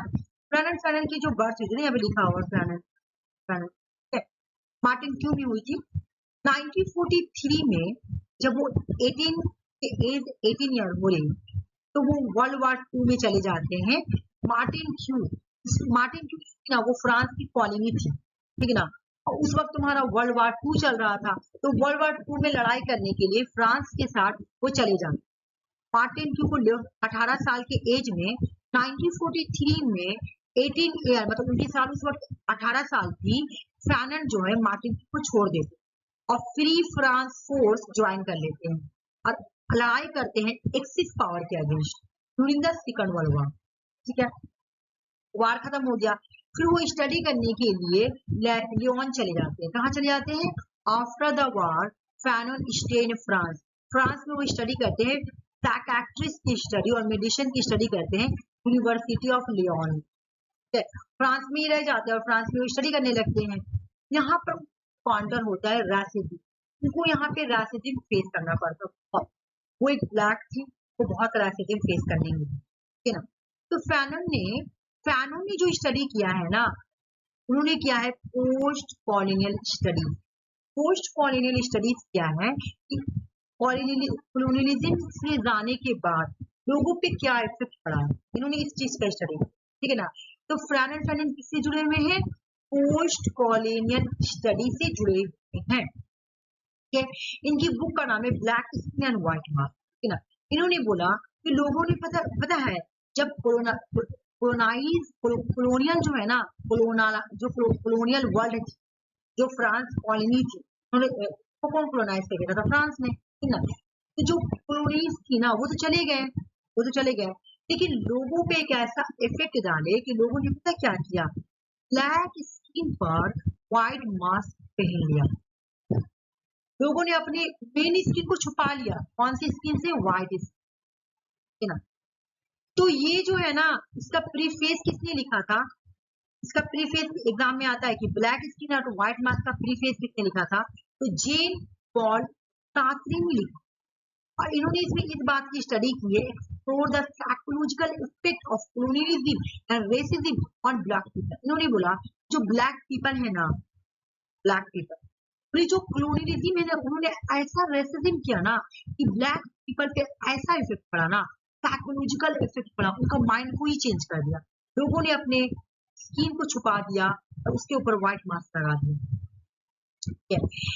लोग जो है ना वो जॉन ऑफ ननबिंग बन गए, जॉन ऑफ ननबिंग, अपने जोन से हट गए, ठीक है, और डीह्यूमनाइज हो गए और कॉलोनियल एलिनेशन हो गया उनका, ठीक है। ये पूरा नहीं पढ़ाऊंगी, इतना नहीं छुपा। उसके बाद देखो ये एग्जाम में आता है, ये मुझे पढ़ाना पड़ेगा क्योंकि एग्जाम में 2 बार ये क्वेश्चन पूछा गया।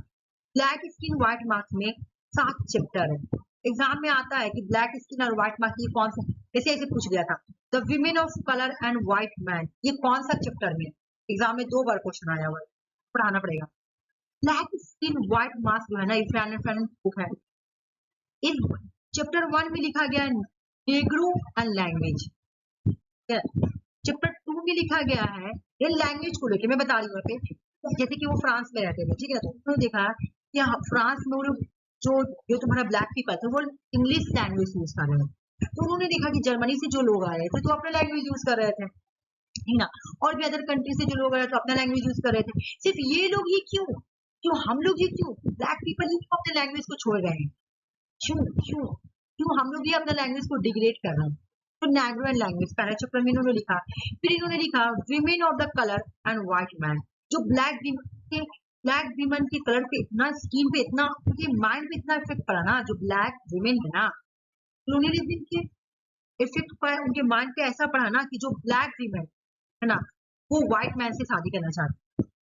चैप्टर 2 में बोला इन्होंने कि women of colour white man, मतलब ब्लैक विमेन व्हाइट मैन से शादी करना चाहती। देखो है ब्लैक लेकिन व्हाइट मैन से क्यों, मेरे बच्चे जो है ना वो व्हाइट पैदा हुए, उनके पे ऐसा इफेक्ट पड़ा। तीसरा में इन्होंने बात किया कि जो मैन ऑफ कलर है ना एंड द व्हाइट मैन, अब यहाँ पे रिवर्स हुआ, जो ब्लैक मैन है ना वो व्हाइट विमेन से शादी करना चाहते हैं कि मेरा जो जनरेशन आएगा ना व्हाइट आए। देखो कॉलोनियलिज्म का कितना साइकोलॉजिकल इफेक्ट इनके माइंड पे पड़ा है कि इन्होंने अपना ये शादी करने का मतलब, उन्होंने बोला कि मैं व्हाइट से ही शादी करूंगा क्योंकि मुझे है ना मेरा जनरेशन व्हाइट हो, है ना। तो फोर्थ में इन्होंने बोला so called dependency complex and colonise. इन्होंने फोर्थ में इन्होंने मेंशन किया कि ये सो कॉल्ड डिपेंडेंसी और कुछ नहीं है, ये जो ये क्या एक लैंग्वेज का, ये फिर ब्लैक वीमेन व्हाइट मैन से शादी करेगी, ब्लैक मैन व्हाइट वीमेन से शादी करेगा, ये कुछ नहीं, ये डिपेंडेंसी यार कुछ नहीं है, ये कॉलोनाइज ने डिपेंडेंसी करेगी यार कुछ नहीं है भाई। इन्होंने बोला कि the life experience of the black man, पता है चैप्टर 5 में इन्होंने खुद से एक्सपीरियंस किया था।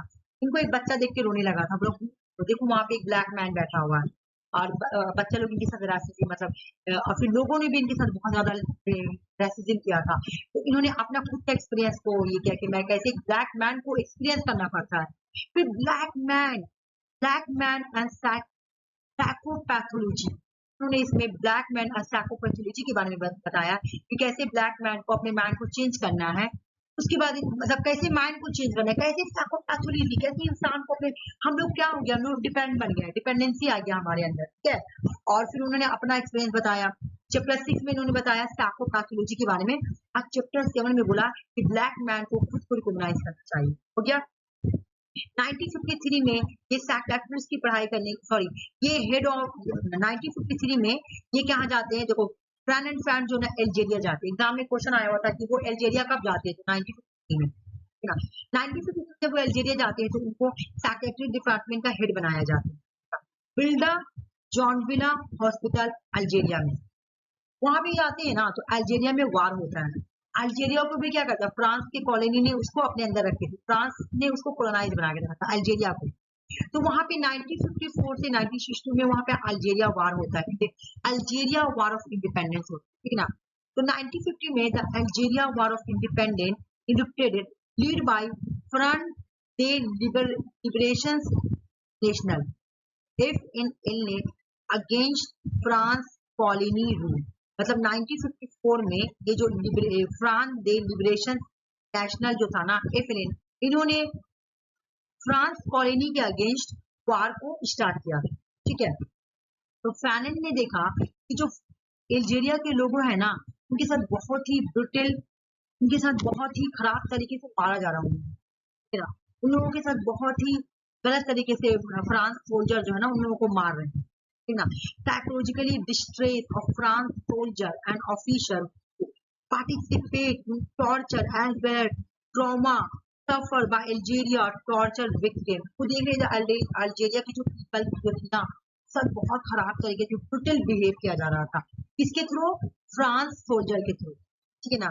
अब वो फ्रांस सोल्जर का ट्रीटमेंट भी कर रहे थे, तो उनको इस बात का बहुत गिल्ट था कि मैं ऐसे लोगों का ट्रीटमेंट कर रहा हूँ जो लोगों को मार रहे हैं, और उनकी ही कंट्री है और उनके कंट्री में आकर उनको ही मार रहे हैं।